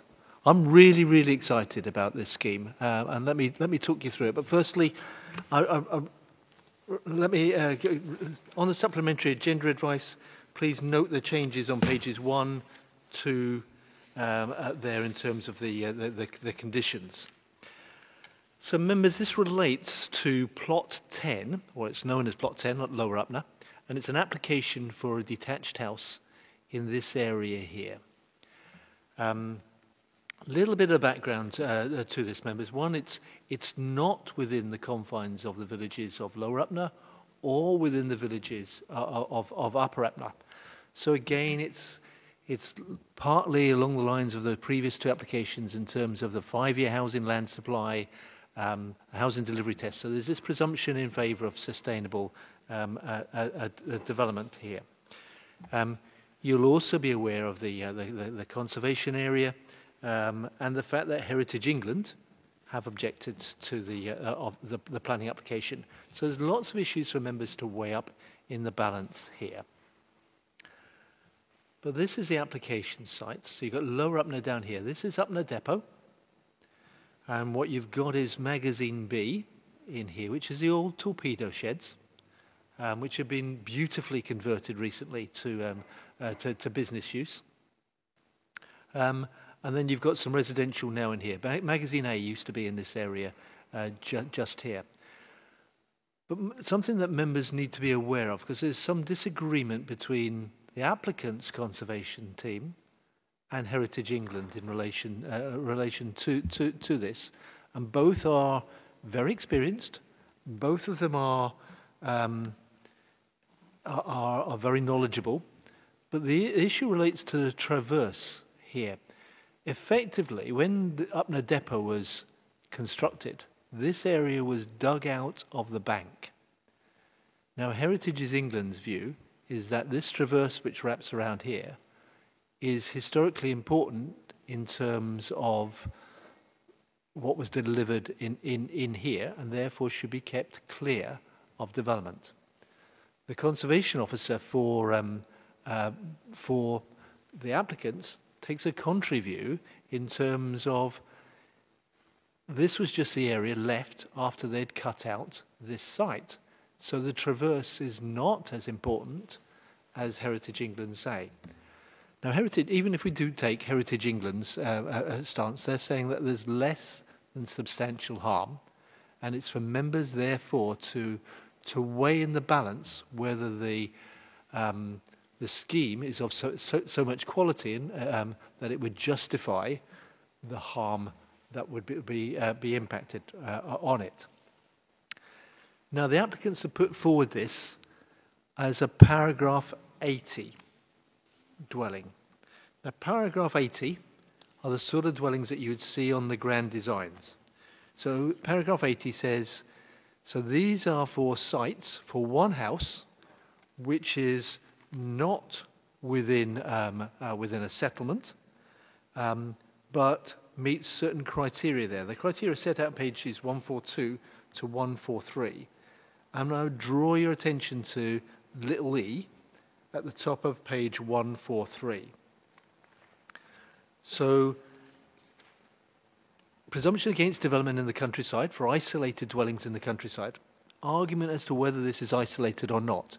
But even so, a dwelling could be allowed if the design is of exceptional quality, in that it is truly outstanding, reflecting the highest standards in architecture, and would help to raise the standards of design more generally in rural areas, and would significantly enhance its immediate setting and be sensitive to the defining characteristics of the local area. And I very much think it does that, and that is my view. So looking a little bit wider in terms of what's happened on the site. So this used to be MOD depot, but it has since changed in recent years. No longer in MOD ownership, and we've seen a mixed-use development taking place here. So the applicant runs a plumbing office business from this site just here. We have a ropery in this area here, and then we have GPS Marine and a restaurant in there, and this pier linked to GPS Marine there. Then we have these torpedo sheds, which have been converted, beautifully converted, as I've said, to business use, all occupied. And then we have residential further down here. Now, the residential in this part here, there used to be some blast houses, some concrete areas there, in there. And these units have been sited within those blast houses. So you go down there, you can still see the concrete division between these units. In relation to the torpedo sheds, again, what Heritage England was saying is that this traverse helps to protect the surrounding area from explosions from the magazines that were in here. What the applicant's conservation officer is saying is that no, you've got the blast bays here, but the design of these torpedo sheds is that the blast would all go upwards if it happened, rather than outwards, and that's why you see this wonderful, beautiful design of the roofs. For any of you who've been into the torpedo sheds there.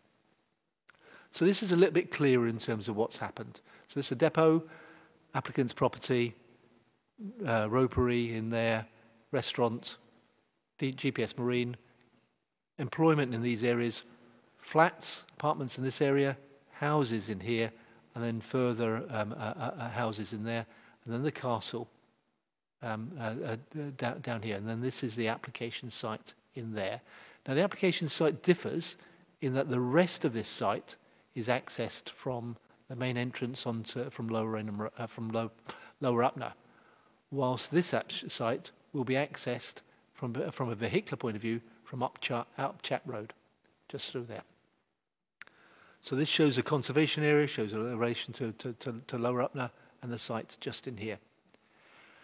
And then this is the application site. So Up Chat Road, new road coming in through here, but there are existing gates just in there. So there was at some point in time some access to this area through these gates.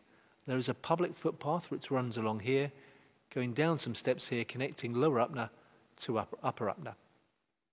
What you'll also see here is that the traverse goes through there, and there's a bell tower, an old bell tower in here, which the applicant proposes to restore, and then one of the conditions would secure that, and then some lighting in here as well, lighting down to that. The applicant's also proposing, because he's a workaholic, to link some steps and a path from here down to his business there. So there is that connection from his house down to where his offices are. Sorry, I'm just missing a plan, unfortunately. If I can go to this plan, this is important because it sets out the history behind this site and the design review panel. Originally, when the land was in the previous ownership, there was a scheme put forward for this paragraph 80 dwelling in this area here. The design there was one based around the military history of the site, and with these bedrooms facing out over the traverse. At that point in time, there was no end user. When it went to the design panel, the panel criticised this. They felt that it didn't appropriately reflect the landscape quality and character of the area. They also were concerned that there was no end user, because they, with all these grand designs, the end user and what is very critically important to how the property can be developed. So they said to the architect to, principle may be okay, but needed to work a lot harder. And credit to the architect here, he wasn't precious over his design. He accepted the criticism and comments from design review panel, went away, worked very closely with the then landowner and with a landscape architect. But they also, very importantly, found an end user for this, someone who will occupy the property and therefore will inform the design as well. And this scheme came forward, which is quite similar to what you'll see tonight. So entrance coming in off Upchap Road, some garages in here, and then the main dwelling through there, and then these steps leading down to that viewpoint and to the bell tower. Solar panels in here and a garden just in that area there. So that went to a second design review panel. The design review panel felt that it had been improved, dramatically improved. They were pleased with the landscape led, but they still felt that it was too far this way, i.e. towards the river, and therefore its impact was too great. And those views were shared by Heritage England. So what has come out, and I'll go and flick back if I can, members, is that they've taken the garage out from this area in here. They've put it under the property, which has meant that they've been able to push the building back further towards the wall here and away from the edge of the site, which has reduced the visual impact of the dwelling on the area and very much helped limit that impact on the heritage, but still keep that amazing quality of the dwelling. So now you have an access coming in here, then you will go down and round to some garages under here. You have some bedrooms above the garages in there, and then the main living area with some stunning views at that point there, going through to kitchen diner, and then through to this area here, and a swimming pool just in there.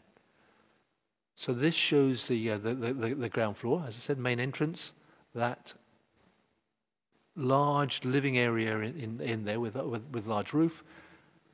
Bedroom in here at a higher level, so you step up to the bedroom area just there. So you're going down into the living room, step up to the bedroom there. So this bedroom in here has a window which looks out over the living area and makes the most of those windows as well, looking out. And then we have some further bedrooms through here with those windows looking down through towards the river. And then you have that road which would come down and go underneath to the garages. Then you've got your kitchen diner through this area here, and then you go further up towards the gym, and then the swimming pool just in here with and then with this outside terrace area. This shows the lower ground floor, that car park that I was talking about below, and then that voided area with the living room in here, and behind that, this games area. So some cross sections here. This is the cross section from Upchap Road. So you'll see this green roof and the way that it's been sculpted into the landscape in there, built into this part here, and those stunning views looking down the river. So that's there the car park, the garages are.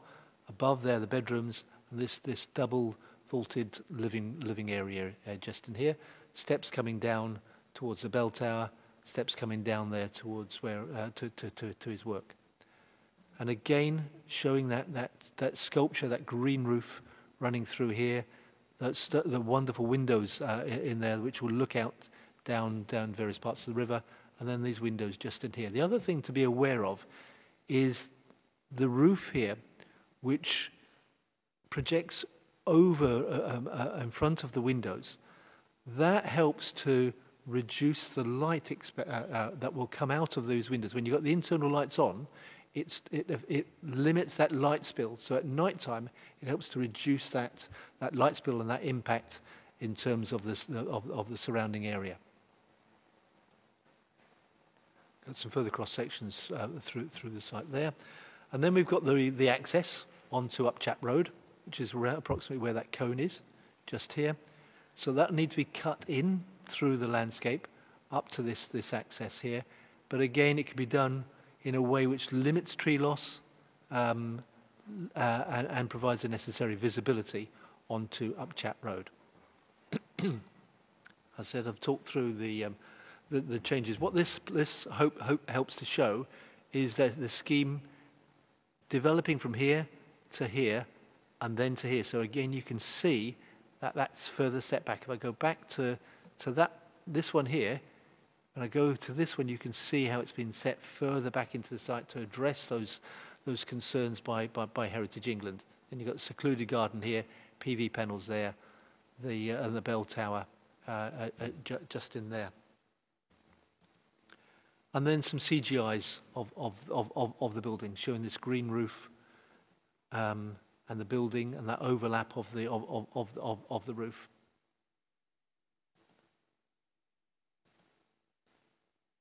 And the point I'm saying in terms of that internal light, trying to minimize that light spill. And this shows its relationship to the depot and the ordnance yard. And as we go through it, then looking at this critical view. Now, some members came on site with me, and we looked at it from across the river, from St Mary's Island across the river, as well as within the site as well. Because this is the view that you get the best appreciation of the castle and the existing development that has taken place on there. And then the purple here, the wire lines, start to show where the dwelling will go and how it will sit within that landscape. Now, yes, in the winter, as the trees shed the leaves, it will be more visible. But again, with that setback and lowering it down, the quality of the design will really shine out as well. And then some views from within the site. That's the bell tower, which will be refurbished, something which is really important from a historical point of view. And then you can see that upper area there. And then looking back across from the bell tower, across the torpedo sheds, seeing the residential development in here, castle through here, back further into the site, looking out over the new residential development in here. And that's where the access is. That's the traverse. And again, some views from within the site. Members, the other thing, which is really, really exciting on the site, and for those members who attended the various presentations on this, is the fact that not only is this an exemplar design of the highest quality in visual terms, but also in terms of how they're trying to push the boundaries in relation to energy efficiency and climate change as well. And they're going to be bringing forward certain techniques, materials, ways of the fenestration, and why the fenestration will work in terms of limiting the light, providing those views, but also helping to keep the heat, and that helps to heat the house during the winter period. So really pushing the boundaries on that energy efficiency and climate change, and possibly being a bit like tomorrow's world. They'll deliver today what will be more commonplace in the future. So I'm really, really excited about this scheme, getting what could be our first, if members allow it, our first paragraph 80 dwelling house in Medway.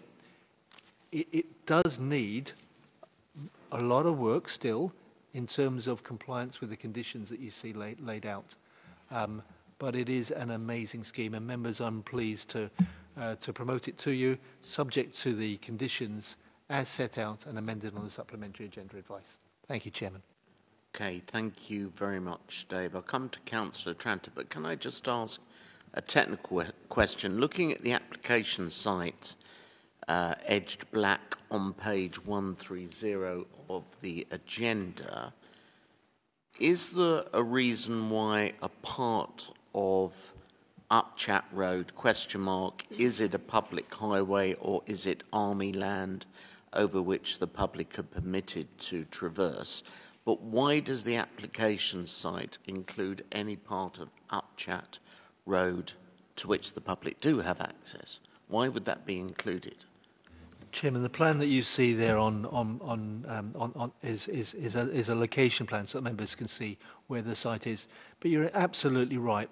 What it does is it takes the red line down to Upner Road, which is a formal highway adopted road. Upchat Road is an army road, although it's used by members of the public. Yeah. So technically, there needs to be a consent for the use of Upchat Road in planning terms because that usage will be as part of the overall access to this site. Is that right? Okay, thank you. Councillor Tranter.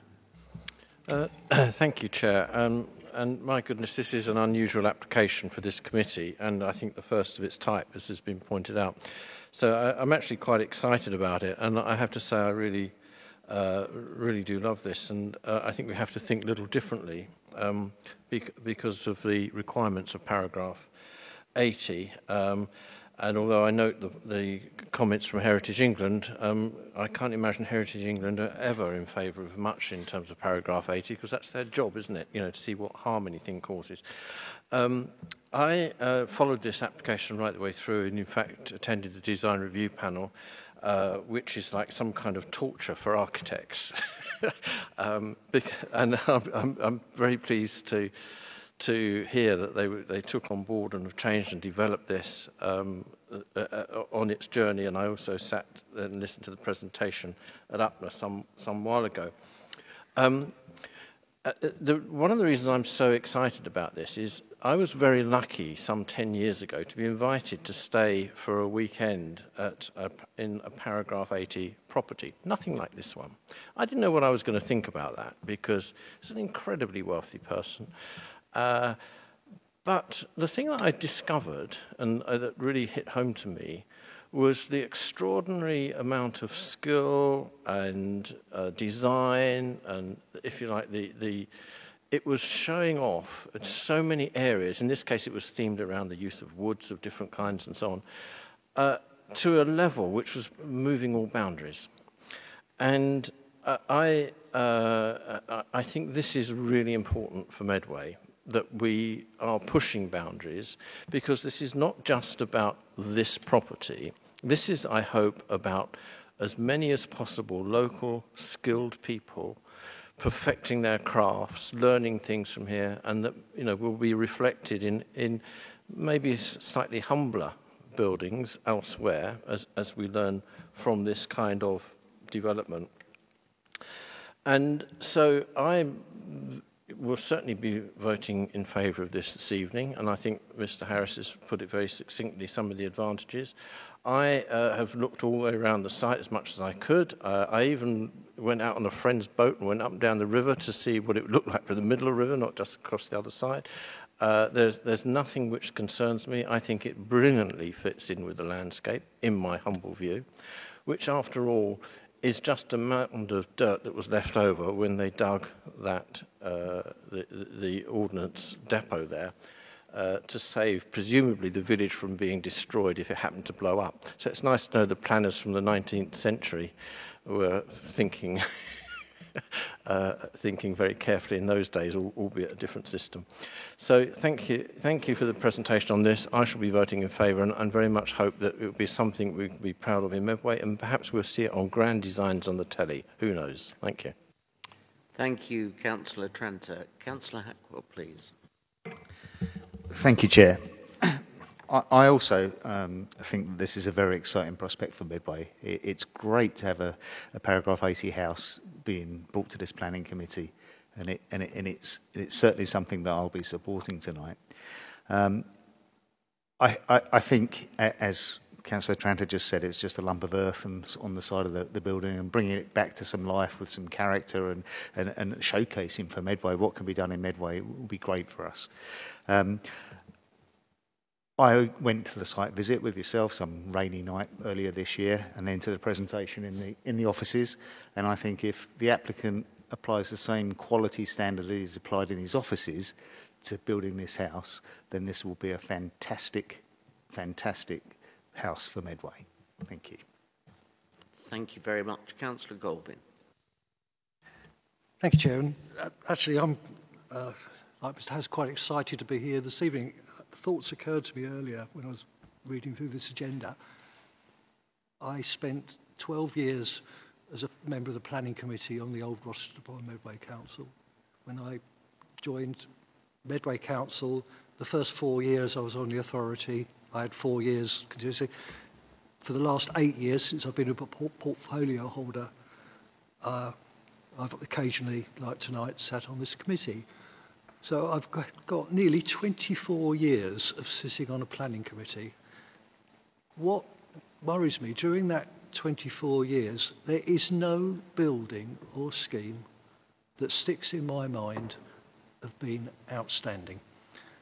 And that really does worry me, because just looking around us, Medway is full of stunning, outstanding buildings. You know, walking around, you can quite easily see 1,000 years of built history. If you know where to look, you can find nearly 2,000 years of built history if you look for the Roman remains. But what have our generation left behind that's of merit? Not much, I'm sorry to say. And I think the good example of that, if you read Provenza's Buildings of England, the West Kent edition, of which Medway appears in, the only building of modern build that gets a really good mention in that building is Gun Wharf. And I think that says it all. Gun Wharf is the best we can do. I hope tonight that we've actually turned that round. We've got a building that's stunning, that and intrigues me is possibility of being Passive House as well. One of the regrets I had, we nearly did get another one, and I was partially responsible for it, because the early designs for Garrison Point, I think, would have been an absolutely stunning building. Interestingly, the same architect. Regrettably, Heritage England got their sticky mitts over that one, because they said it would obscure the view looking up Whiffins Avenue from Military Road. So we've ended up, not a bad building, but not a stunning building. But this, I think, is stunning from what I've seen. It really does add something to Medway. I look forward to getting a future edition of Provenza and seeing this building in it. And I'll be able to say, well, I voted for that. So we'll have at least some recompense for 24 years of absolute, appalling buildings. Some of the, when I go around Medway and look at some of the developments that have not, stood the test of time. There's one not far from this in Upnor, that just the other side, which was a terrible decision really, because they plonked down standard houses that could have been built anywhere, right next to a historic. We talked about tonight at Moore Street about inappropriate buildings, but that that was awful. Yeah, and much to my shame, I think I did vote for it. Yes, but tonight I think I've got a slight chance of putting some of that right. I'd urge colleagues to support this. I think and hopefully this might encourage other people to come in with innovative, good designs. So as a generation in Medway, at least we'll have one or two buildings that will stand the test of time. Our Victorian architecture, our Georgian architecture, even some of the going through up to pre-war, some of the Art Nouveau stuff we've got in Medway is all good, but there's such a dearth of post-Second World War buildings of any merit, and I think that is a real shame. So a little step tonight of putting that right. I'm really happy to be here tonight, Chair, to join you in doing that. So thank you. Thank you very much. Councillor Curry, please. Thank you, Chair. I won't reiterate the comments of my colleagues, because obviously I think this is it's a brilliant design and exciting to see. Just a couple of points that would be, one question and perhaps, is that it would be nice to see at some point down the line the design principles that come out of this development and how they would apply to volume house building in Medway. I would love to see how it translates. There's a lot of brilliant stuff in here, and it'd be nice to then say to developers, look, you need to do it like this, and we'll get that right.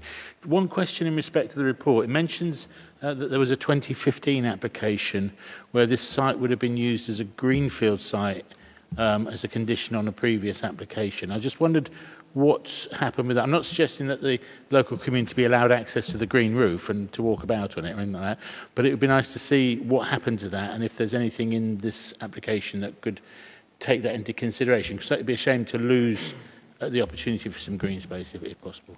Yeah, Chairman, if I can answer that, it's really, really interesting. The houses that have been, I was trying to see if this is the best plan. Yeah, these houses in here and here, they've got access to this area in there almost as an additional garden area, but a communal garden, and it works really, really well for them. So they do have some small gardens. They have rear accesses out into this, and then there is a path which goes up to this area here. But then this area was for some ecological enhancement. And some of the conditions that we're recommending here are, okay, if we're going to allow development here, we still want to see that ecological enhancement within the site. So we've still got to resolve that issue. But this part was never going to be part of that formal garden area. That's that area in here, that green space. And it works really, really well. The community down here has really come together. That's really helpful. And I wouldn't want to see this issue delaying this in any way. So that's good to know. Thank you. Councillor Hubbard. Thank you. I went to the site visit, and it was a wet evening, so that's before the drought, before we all started to be burning up. And we viewed the site from the opposite side of the river, and you could, it's green. And it was very hard then to imagine the new building into the site. And I went to the whole site meeting determined not to like it. But when we went in for the presentation, I have to say, the work office, which I'm jealous of, it's a fantastic location and building itself. And then walked through the presentation, you realise that it had a lot of merits.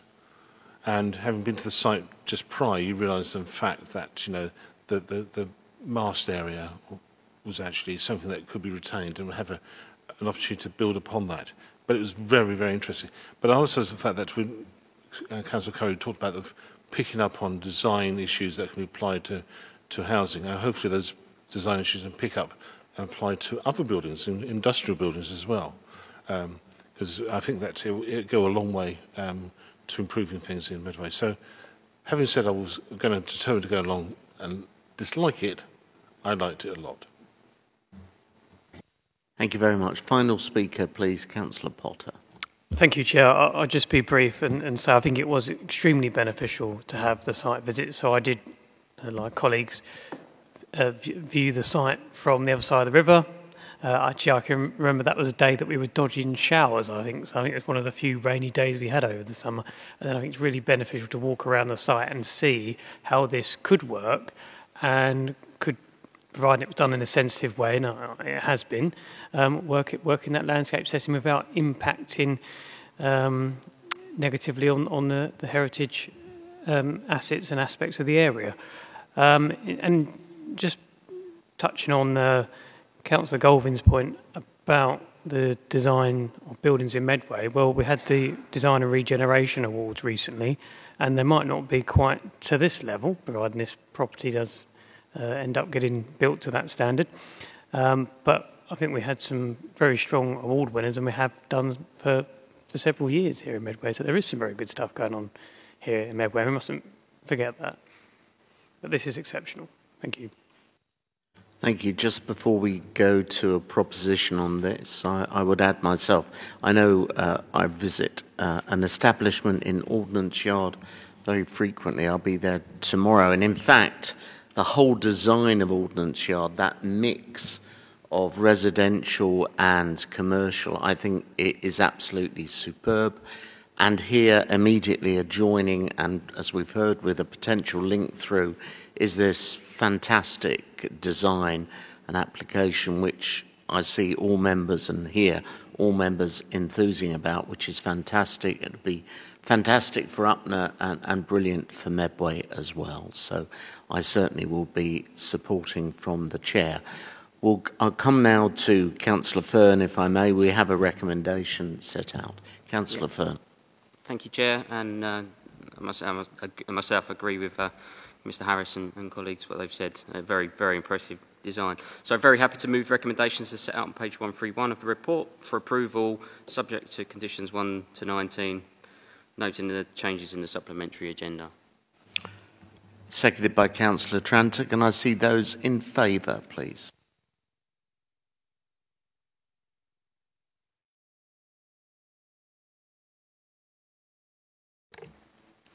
Okay, could we have the result, please? That's 15 members have voted in favour, Chairman. Okay, and that is the number of members here, so it's a unanimous decision, which I think is very much the right result.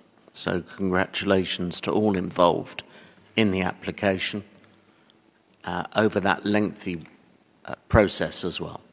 Okay.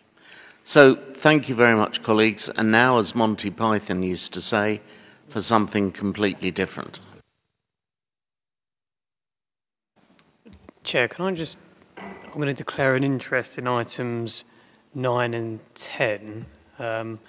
So I did have advice from the legal officer that I could remain in the room for applications relating to schools, but having read over that advice again, bearing in mind the applicant is the council, due to my portfolio responsibilities, I feel I'm too close to these applications, so I will step off the committee for items 9 and 10. Okay, as always, that's a member decision. Thank you for advising us of that. Okay, so presentation of item 900 of who? Over to Kemi, please. Thank you, Chairman. This is the application site, is the 100 Who's Primary School. The application is for the construction of a two-story extension with associated external works incorporating an expansion in capacity of the staff car park and also reconfiguration of playground and play areas within the site. The objective of the extension is to increase the current one-form entry to a two-form entry. That is the school there. That is the application site. That is the existing school. Sorry, I really can't see the plan. That is the school, the existing primary school, which was approved in 2016 as a one-form entry. And it was always intended that further expansion to a two-form entry could be accommodated within the site, and which also corresponded with the approval by Cabinet in 2014 for that site to be able to hold extra capacity to meet the needs for the future residents of the site, of the area. And that is just looking at the aerial view. That is the school there. I can't see. That is existing site plan. That is the existing primary school that was approved in 2016. And that is the multi-games area. It's proposed to put the extension in here, reconfigure the car parking spaces for the staff in here, and also the insert here is the drop-off pickup area for parents, which is sort of adjacent main road. Who that? This is the proposed site plan. That is the proposed new block. It's a two-story block and linked to the existing building via a two-story connection there. And you can see in that block there the reconfiguration of the parking spaces for the staff, which would provide an uplift to meet the proposed parking requirement for the teachers in the new block. And also the insert there just shows the reconfiguration and alteration to the existing parent drop-off pickup, which would also increase the capacity within that parking space there. This is just going through the floor plans. As you can see on the ground floor, the link there to the existing building. As already sort of mentioned, when this building was approved, it was with the intention that there could be capacity for additional block to be attached to it, and that is being attached sympathetically with this corridor link here. You've got 4 teaching classrooms on the ground floor there with associated facilities for the teaching rooms. And on the first floor, continuation to the link, and also additional 4 teaching classrooms. That is to support the two-form entry for the school. And this is just showing the proposed elevation. That's the existing building, and that is the extension to it there. And that is another elevation looking west of the building. I do apologize. I just can't see with my glasses on, and I'm squinting to see the screen there. This is another elevation. This is the southern elevation, looking at the block there. The configured play area to the front here, and the extension there linked to the existing building here.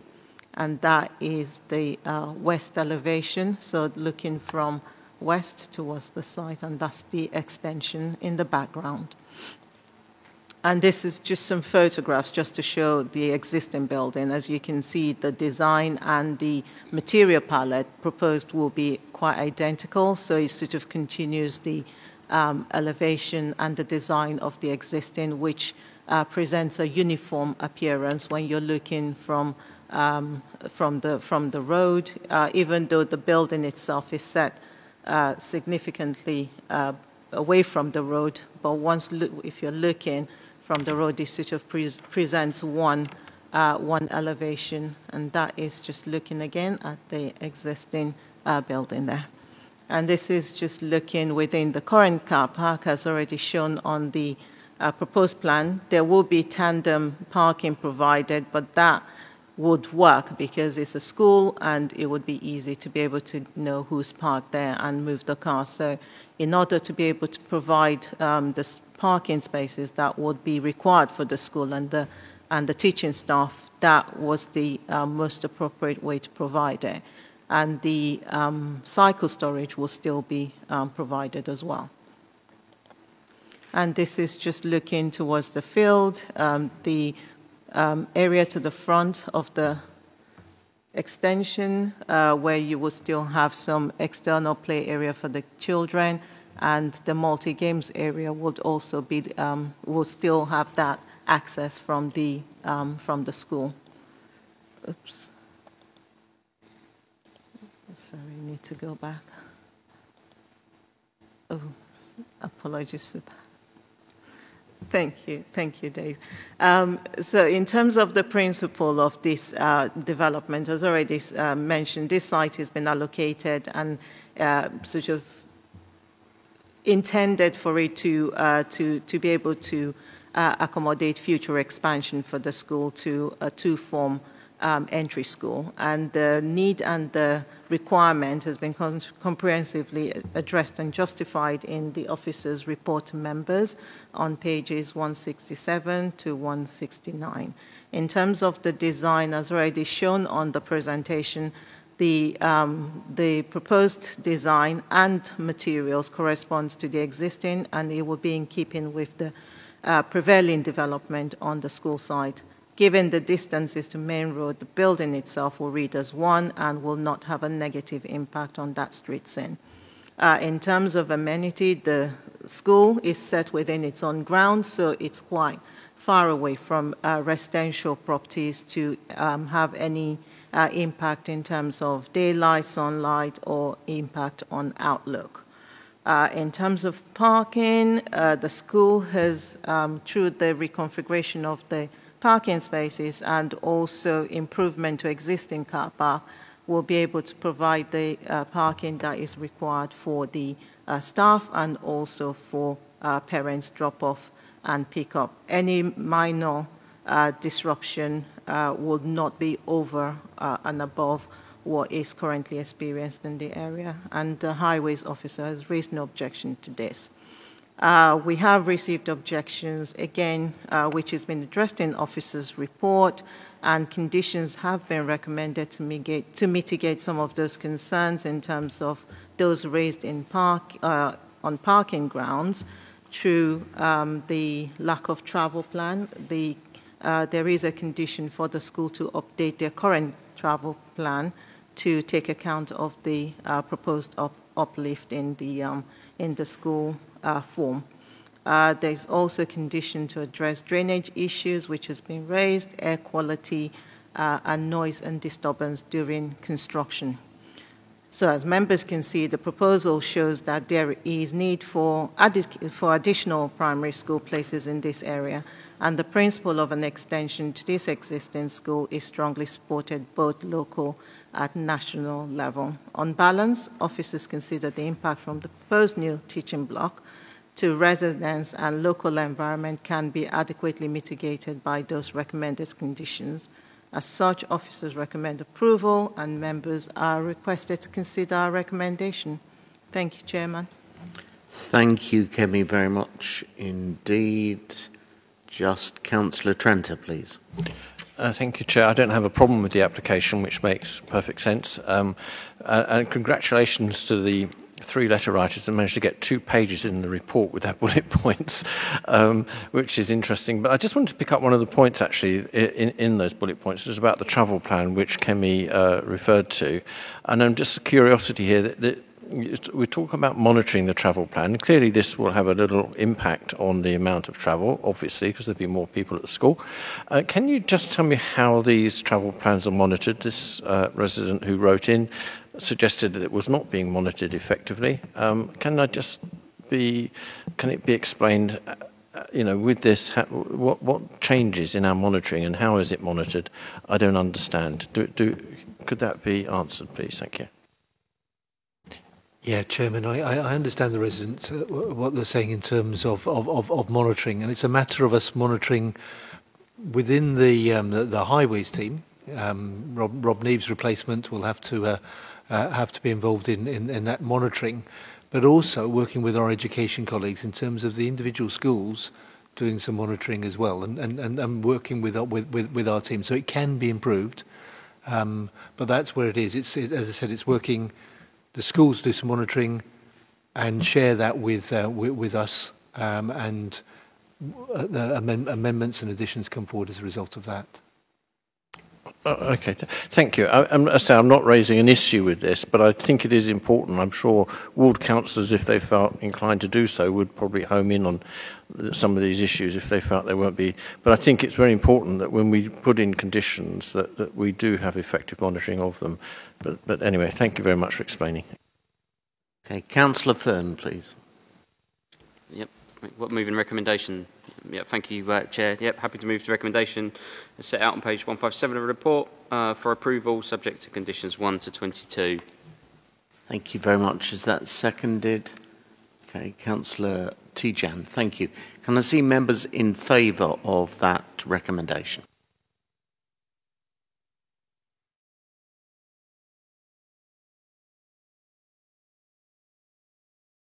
Mr. Turner? 14 members have voted in favour, Chairman. Okay, thank you. That is unanimous out of those entitled to vote. Thank you very much. That takes us on to agenda item 10, St Nicholas Infants, which I'm going to suggest in due course we will deal with perhaps a little differently for the reasons I'll explain. But can we first of all have the presentation from Kemi? Thank you. Thank you, Chairman. This is the application site, is St. Nicholas Church of England School. It's currently an infant school, so has 3, I want to say reception, year 1, year 2, and year 3, so four classes in there. And the proposal is to provide a new single-story teaching block to increase that from an infant school to a one-entry form. The extension will have an external link canopy from the proposed teaching block to the existing building. They're also proposing a multi-games area and also a playground area with increased alterations around the site through landscaping and formalizing car parking areas as well, which I will show members. This is the aerial view. This is the school there. This is the existing outdoor play area, which the extension is going to be sited in there. Members should note that the properties here on Madhuran Court are townhouses, so it's a terrace of townhouses there, and that is 38 London Road, just to the south there. So the properties along the east of the site are the ones that are likely to be mostly affected by this proposed development. Currently, because the school shares a ground with the Strood Youth Centre, which is in there, there is sort of not a clear sort of access into the site. So there is sort of a conflict between pedestrian and vehicles going through the site. And this proposal seeks to deal with those safeguarding issues that the school has in terms of access into the school site, as well as improving the facilities around the school. The proposed multi-games area would be located here. The position has been slightly altered just so that it doesn't affect too much of the trees on the site. So these 2 trees here will be retained, and this will have to go to make room for that multi-games area. In addition, additional trees will be planted along here just to buffer some of the noise from the use. The reason why that is necessary is because the multi-games area also will provide some opportunities to be used by the Strood Youth Centre, which a condition is being recommended to address that. Can I just sort of point members to the supplementary agenda tonight, where on page 2, we are reporting some of the changes that's been made to the proposed scheme. So the alterations and amended plans, they have been reported because there has been a significant change to the initially proposed design of the building. In addition to that, I would like members to consider further a revised plan to the proposed ground floor, which is currently reported on the supplementary agenda as revision PO5, but we've now got a new revised plan to that, which is now revision PO6, which I will show members in the presentation why that is required, because that sort of changes the position of the roof lights within the flat roof, which is also a green living roof. And I would also require members to consider additional condition for the details of that green roof to be provided, because we only received that detail quite recently. So I do apologize for that not being in the supplementary agenda. Okay. So going on, just members to note this is the location of the proposed new teaching block. As already explained in the aerial view, that is Madhuran Court, the terrace of townhouses. And this, just to note this particular indication on that window there, which is the most affected property on that, within that terrace. And just looking, and that's number 38 London Road, which faces onto the A2. And this is just looking from that window, which I mentioned. So because of the nature of the townhouses, you've got living accommodations on the ground floor, and you've also got living accommodations on the first floor. So this is the view from that first floor window, which serves a living kitchen space on that first floor. And because of the layout, it's an open plan living kitchen area, so it benefits from dual aspect. So this photo is taken from the kitchen area, which is to the rear, and that's the bit that faces onto the school. So this is where the extension is going. So this is the garden for number 11 Madhuran Court. As you can see from there already, this is below.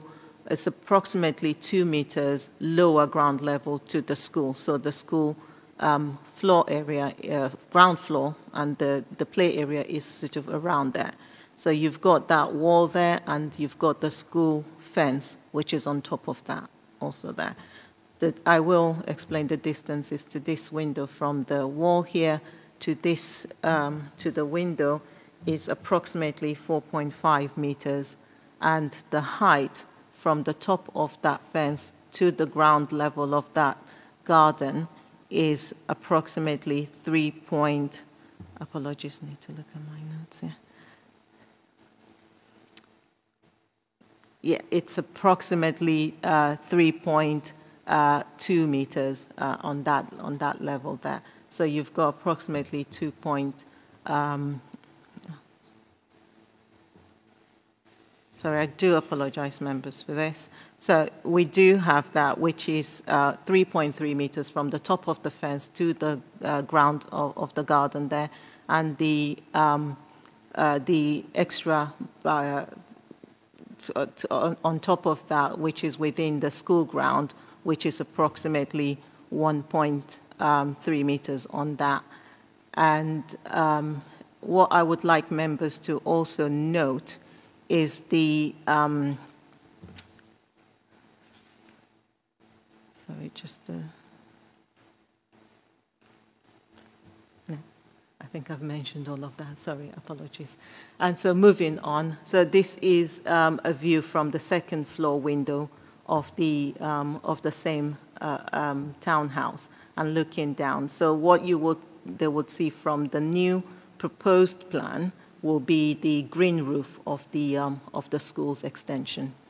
This is the view looking where the multi-games area is going to be going. Those are the two trees that would be protected and retained in this proposal, and that also affected the relocation or slight movement of the multi-games area, so to avoid any impact or further impact on that. That is the trees here that would be taken out to make room for the multi-games area. As you can see, there is good planting screenage along there, which faces onto London Road, the A2 down there. And this is the existing site plan. And this is the proposal. That is the area for the multi-games area. Can note the improvement in terms of the landscaping, which would improve the safeguarding measures within the school, providing defined pedestrian access to the school with more secured entrances and into there as well. And you've got more defined parking spaces, which is within there. And the extension in an L-shaped layout here against the eastern boundary there. That is the link, which is a clear sort of glassy type clear material showing over there.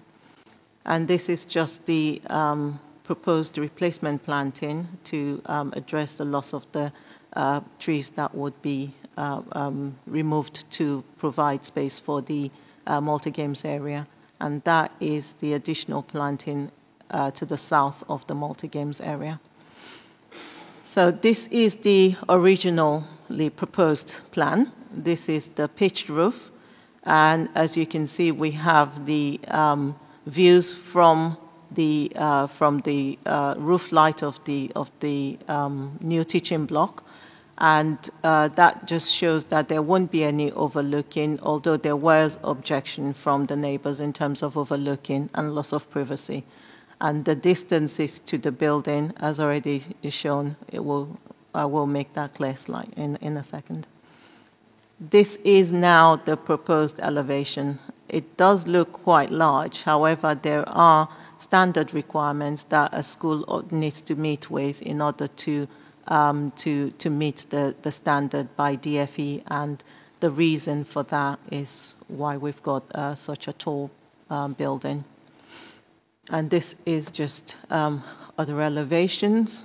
You can see and this is the floor plan. So it's to create 3 classrooms to change it from an infant school to a one-form entry, and that is the proposed living roof, and that is the reason why the revision to that floor plan was needed, because the roof light has changed position, and that is the right there. And this is just views of the building and the canopy. And this is just the elevations there. And this is an important just elevation to explain why the height of the building is required, and also the distances to the window of the first floor, which is to the kitchen that would be in view of that secondary window to that living space. In terms of the need for the school and for the increase in the to a one-form entry, this school has been identified by and approved by DFE for expansion from the current form, or from infant school to a one-form entry, because at the moment, when those children get to year 3, they have to go to another school to complete their the second part of their key stage. And in most cases, most of them are not able to find comparable faith schools to go to. So in terms of our policy, the Council's policy supports the expansion and improvement of education facilities, especially where they are in sustainable locations such as this. By expanding the school, it will meet the needs of the community, and it will also meet the need for the primary school places from projected growth in the Strood area. The expansion would also enable full-term primary entry for the school to meet demand for the church community or for the residents who currently attend the school. And this location is considered to be supported in terms of for expansion, and which has been identified by the Council's school requirements and spaces. In terms of the design, officers consider the design to be appropriate for the school and for the location, and we do not consider it to cause a harmful impact on the character of the area.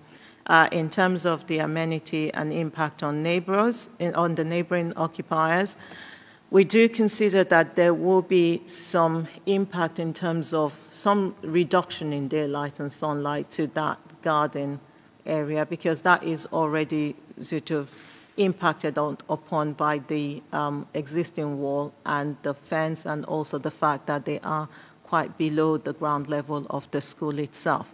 However, we do not consider that this will be so significant that it would be harmful to the living conditions of the occupiers of that property. In terms of outlook, taking the height from the top of the fence, we've got a 3.3 meter fence there, so that also already impairs some of the outlook from the windows. And the extension would only go above that. You can only see about 2.2 meters above that fence. And on that basis, officers do not think that that will be so harmful to cause harm to the use of those living spaces. In terms of the landscaping, as you can see, there will be a significant improvement to the current situation, which will also help with safeguarding measures for the school and its pupils. In terms of highways, there's been no objections, and officers recommend approval, and respectfully request members to consider our recommendation. Thank you, Chairman. Okay, thank you. I'm aware that two of the councillors for Strood North, who are both sitting on the committee this evening, would like to suggest to members, for a variety of reasons, that this would be a site that members may wish to visit before making a decision. Plus, we've had recently changes of plans submitted, which Kemi has just referred to. So what I'm going to do is invite either or both Councillors Van Dijk and Hubbard just to say why they consider a site visit for members, not a site meeting, a site visit for members may well be sensible. And if there is a consensus on that, which favours that proposition, we can then undertake that site visit, and this matter substantively will come before this committee on the next or the following meeting. So, I don't... Chairman, just I'm really sorry to interrupt. In terms of this application, and members will debate the site visit, or yes, a visit to the site. I would like, because for funding reasons, I would like it to go on the next planning committee, absolutely in which case the site visit would need to take place a week on Saturday. Fine, absolutely fine. And I'm looking at the ward councillors to see if that's possible. It was fortnight's 2 weeks' time. A week Saturday, so 15th. Yeah. Yeah, okay. Yeah. So I don't know if either of you would like to speak just about the site visit, please. Nothing else. Yeah, so we're talking about the 15th, yeah? Yeah, the reason for the need for a site visit, in fact, go back in time to 2003, with the planning application for the very houses we're looking actually incredibly close to the boundary. We had a site visit there from planning action, and I was against those houses being built so close to the boundary wall. And all these years later, that issue is come to fruition, that it was not an ideal location for those houses to be built. They should have been built slightly further away from the wall. One of the reasons is we've just, on the supplementary agenda that came out, said that we received the drawings on Friday. They gave no time for the residents, let alone myself and others. In fact, I sent an email to Dave. Sorry, Councillor, why should members visit? That's the issue. You need to view the site. You need to view the site in two locations. One, to understand the layout, because the multiplay area is actually in the grounds of the youth club. Why the building is actually on the lower side of the south side of the building rather than the north side. Again, it's geography, and it's actually ownership of land, and it's the fact the building is incredibly close to the existing houses, and the flat roof makes the sight lines even worse than the pitch roof. In fact, the pitch roof didn't really cause overlooking, but this does. So we need to have a look at the site and actually visit the site from Montfort Road, walk through the site, hopefully through the gates, 2 gates there are onto A2 and back into the housing next door. It is a complex site. Compared to the 100 of Who's primary school, which is easy to understand, this is a complex site that needs to be looked at and the impact on the people next door. Thank you. Councillor Van Dijk, do you wish to add anything to that? Only to say that, I mean, there have been discussions about the lack of light in the building, and you can only really see how dark it is in that building if you go inside 11 Maduran Court. And, sorry, just to say, I haven't visited the site, not in the way that Councillor Van Dijk has seen it, because I've excluded myself to make a review on it until tonight. Sure.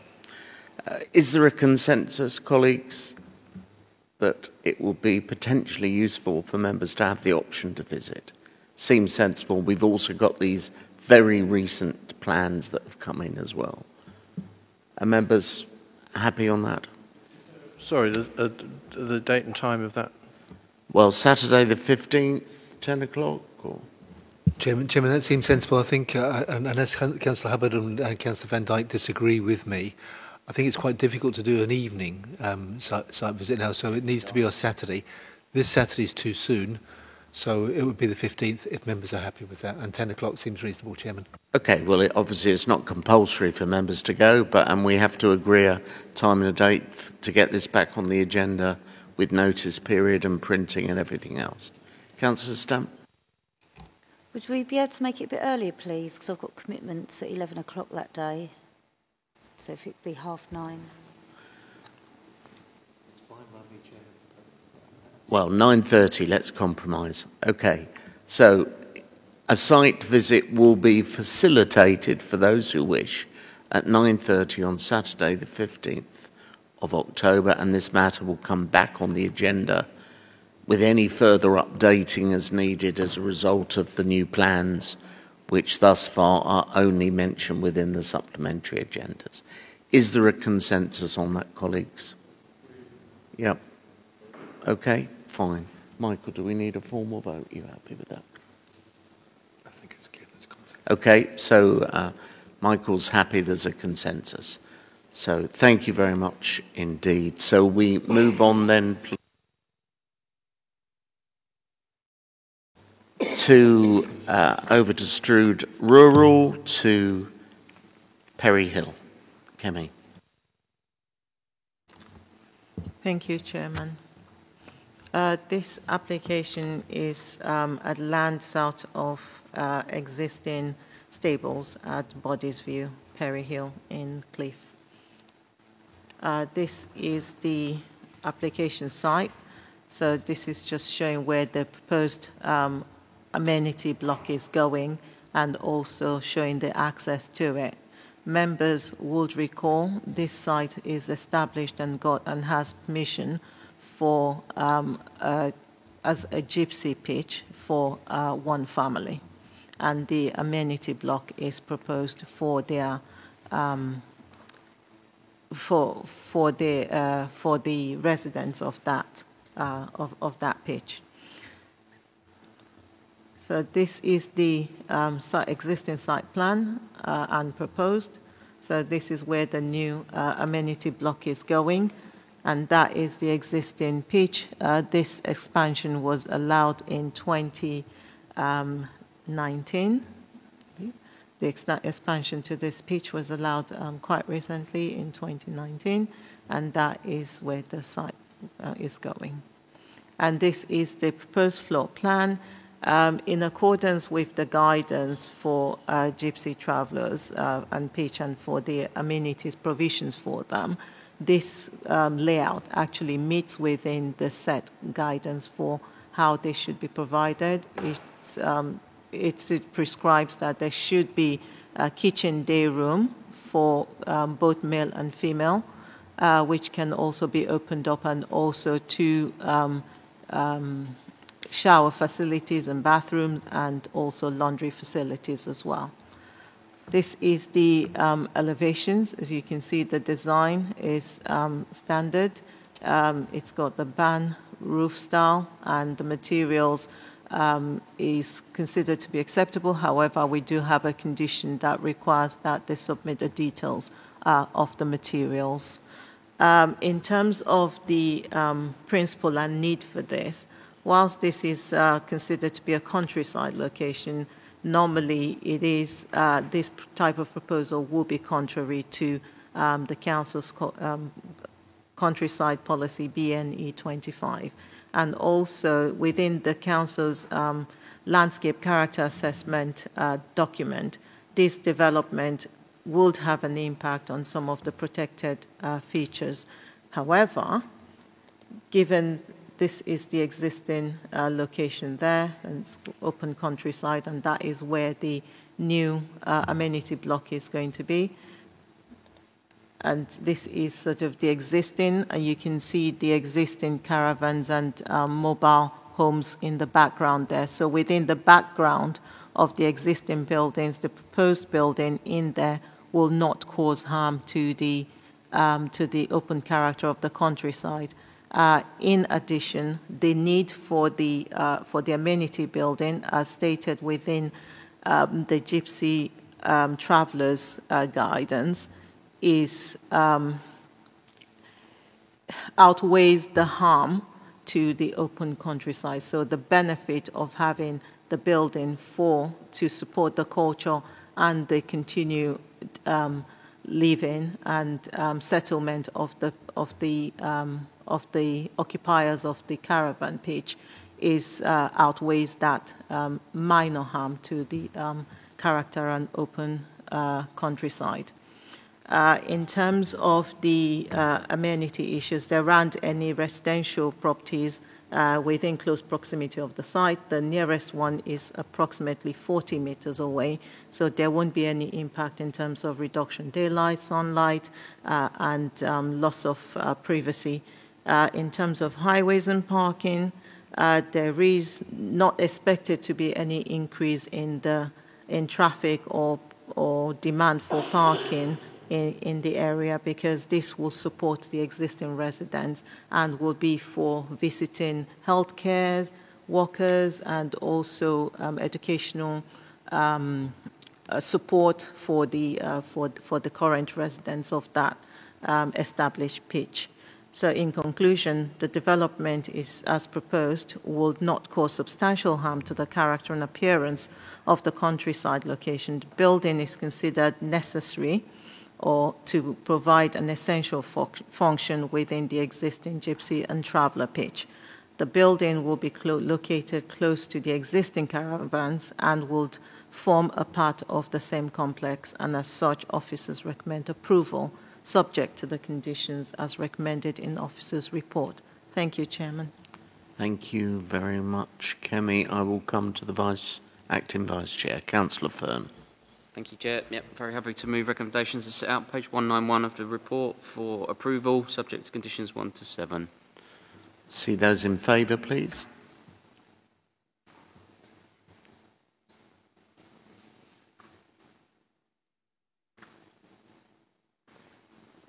Mr. Turner? 14 members voted in favour of that, Chairman. Okay, can I see anyone against? One against. Okay, thank you very much. So that is approved. We travel east through Cooling Street and Spendith, and that brings us to the centre of Cooling for agenda item 12. Kemi. Thank you, Chairman. This is a relatively simple proposal. This application is being referred to members, given that members made the previous decision when the able ban was approved. So this is the application. Able farm, sorry. Able ban was approved, sorry. There is the site there. This is the strip of land which is subject to this application. I will show members where the ban which was approved has been built. This is the ban that was approved by members in 2021, and that is the strip of land. As part of that permission, there was a condition that for boundary treatment to be provided along this western boundary of the site. However, there is an existing boundary treatment to the west side, which is to the east of, which also is the boundary for the Cooling Castle. Yeah, apologies if I got the name of the Cooling Castle wrong. Cooling Castle Farmhouse, thank you, Dave. So this is the strip of land, looking aerial view there. And this is the existing, as the property, the Abel ban that has been built, and that is the boundary treatment, which is, the proposal is to incorporate that part of the strip into the curtilage of this existing ban here, which, and also provide a gated access there, which would provide entry for the energy suppliers to be able to maintain the electricity pole there. And this is just a view looking from the rear, and that is the boundary fence that's currently would be just incorporated within that site to allow that area to be part of the residential curtilage for this property. And this is just providing a small gate access there, so it can be accessed by the utilities providers to maintain their cables. And as already stated, it's just incorporating an existing piece of land which would not serve any purpose within the residential curtilage. And officers recommend approval. Thank you, Chairman. Okay, thank you. Councillor Fern, please. Yeah, thank you, Chair. Yeah, I'll move recommendations set out on page 203 for approval, subject to the condition in the report. Thank you. Can I see those in favour, please? Oh, sorry. Yeah, we need a seconder. Sorry. Councillor Golvin. Hand still up. Okay, can I see those in favour, please?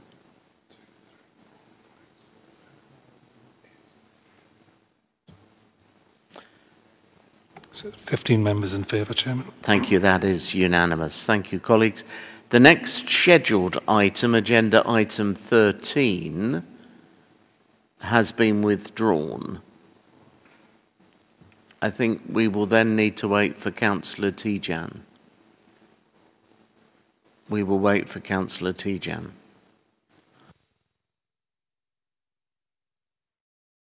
But we shall be going to agenda item 14 190 Finsbury Hill.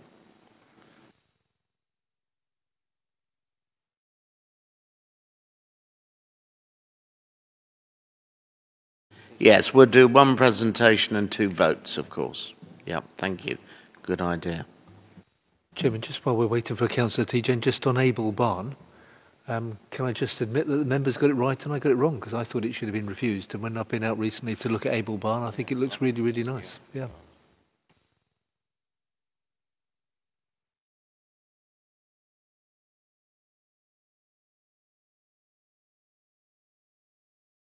Pip, Magwitch, all of them. Yeah.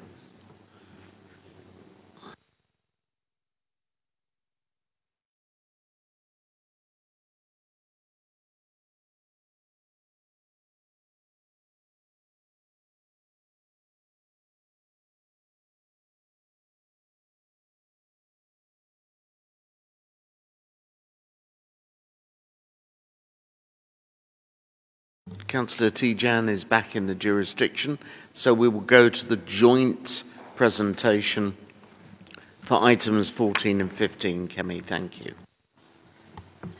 Thank you, Chairman.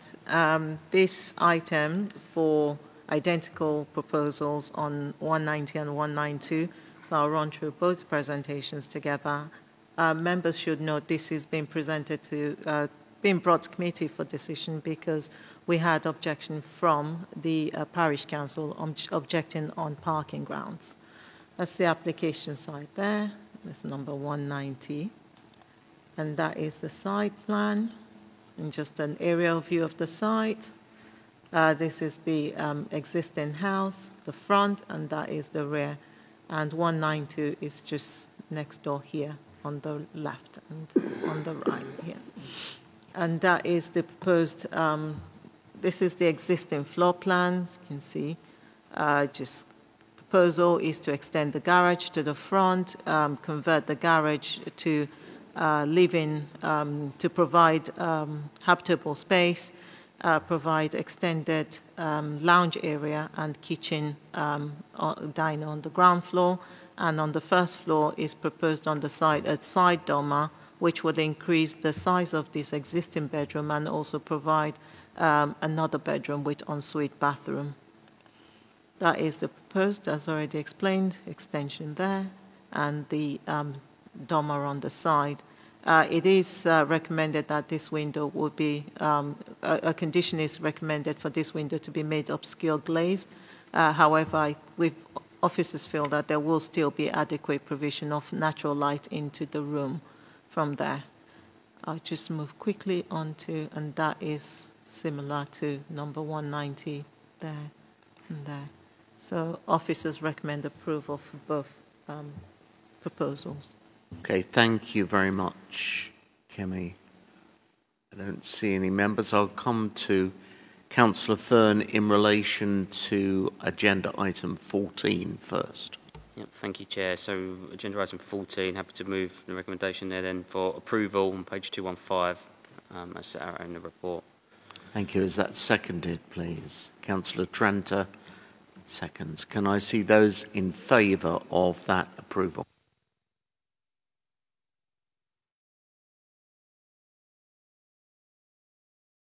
It's 15 in favour, Chairman. Thank you, Michael. That's unanimous. And to our final vote of the evening, which is for agenda item 15, I'll come again to Councillor Fern. Oh, I do apologise. Councillor Tranter.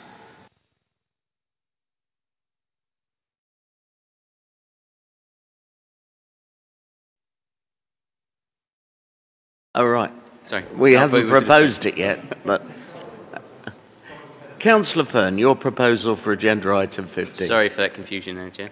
Yep, happy to move recommendation on page 221 for agenda item 15 for approval with conditions 1 to 6 as outlined in the report. Thank you. That's doubly seconded by Councillor Tranter, I believe. So can we go to a vote on that? Those in favour of approval for agenda item 15, please.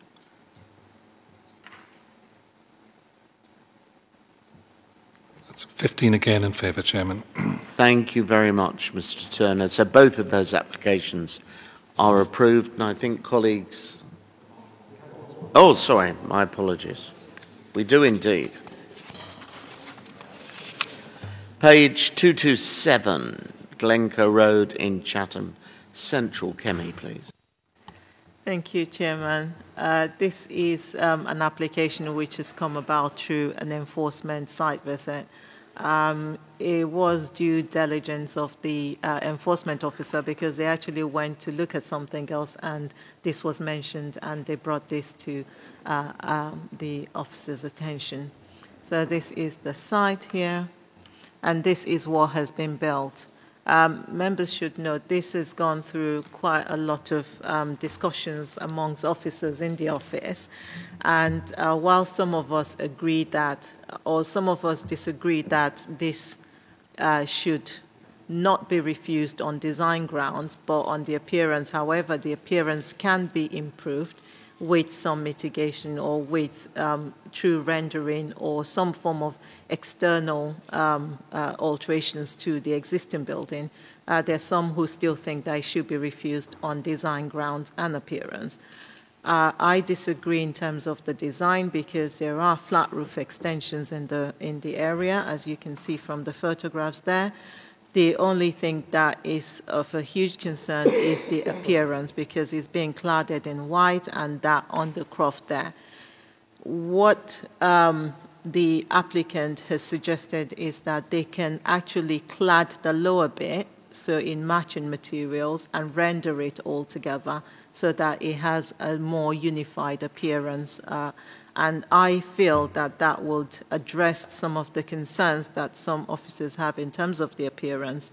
However, in terms of the design, I think that it's acceptable. Most of us think it's acceptable because you do have flat roof extensions in the area, and this is not going to be alien to existing character of the area. This building has gone through building control, it's been passed by building control, and it only provides a bathroom for facilities for the occupiers, as you will see in the plan. So existing bathroom, the only bathroom to the house is currently through a bedroom.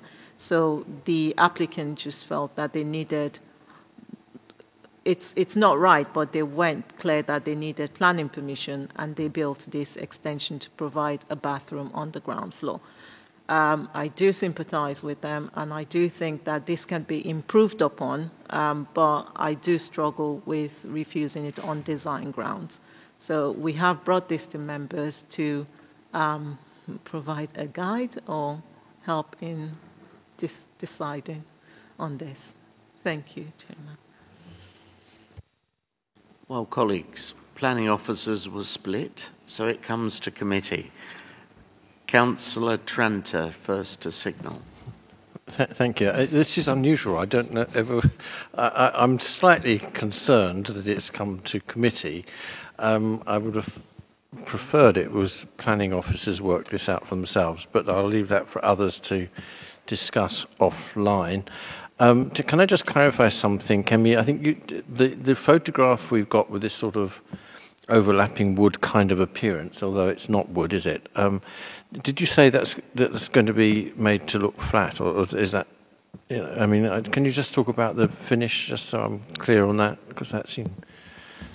We did the case. Well, we have discussed with the applicant in terms of how the appearance can be improved, and he has said that he can actually render the exterior and also render the lower section, so it's all one appearance and there's no undercroft, and also paint it in color that would match what we want in terms of so that is going to happen, is it? Yes. Well, he has said he can do it in 2 months if he's got approval, but okay. we are recommending for it to be completed in 3 months as condition. Okay, thank you. Councillor Hackwell, please. Thank you, Chair. For me, I look at just that photograph and there's flat roof extensions out the back of different sizes, different appearance. I don't have a problem as it is actually clad at the moment. I mean, I just think it's, I guess if you went along the whole street, there'd be 30 or 40 different versions of this somewhere along that street that people have added over many, many years. So I haven't got a problem with it at all. Okay, colleagues, thank you very much. I'll come to Councillor Fern. Thank you, Chair. Happy to move recommendation for this for approval with the conditions 1, 2, 3. Is there a seconder? Councillor Hackwell. Okay, thank you, colleagues. Can I see those in favour of that proposition?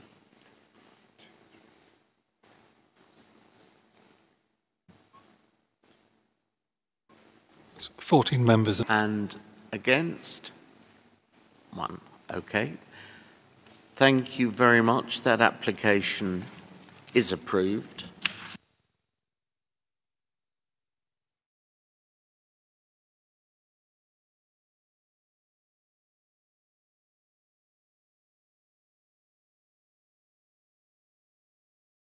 Safe journey home. Thank you.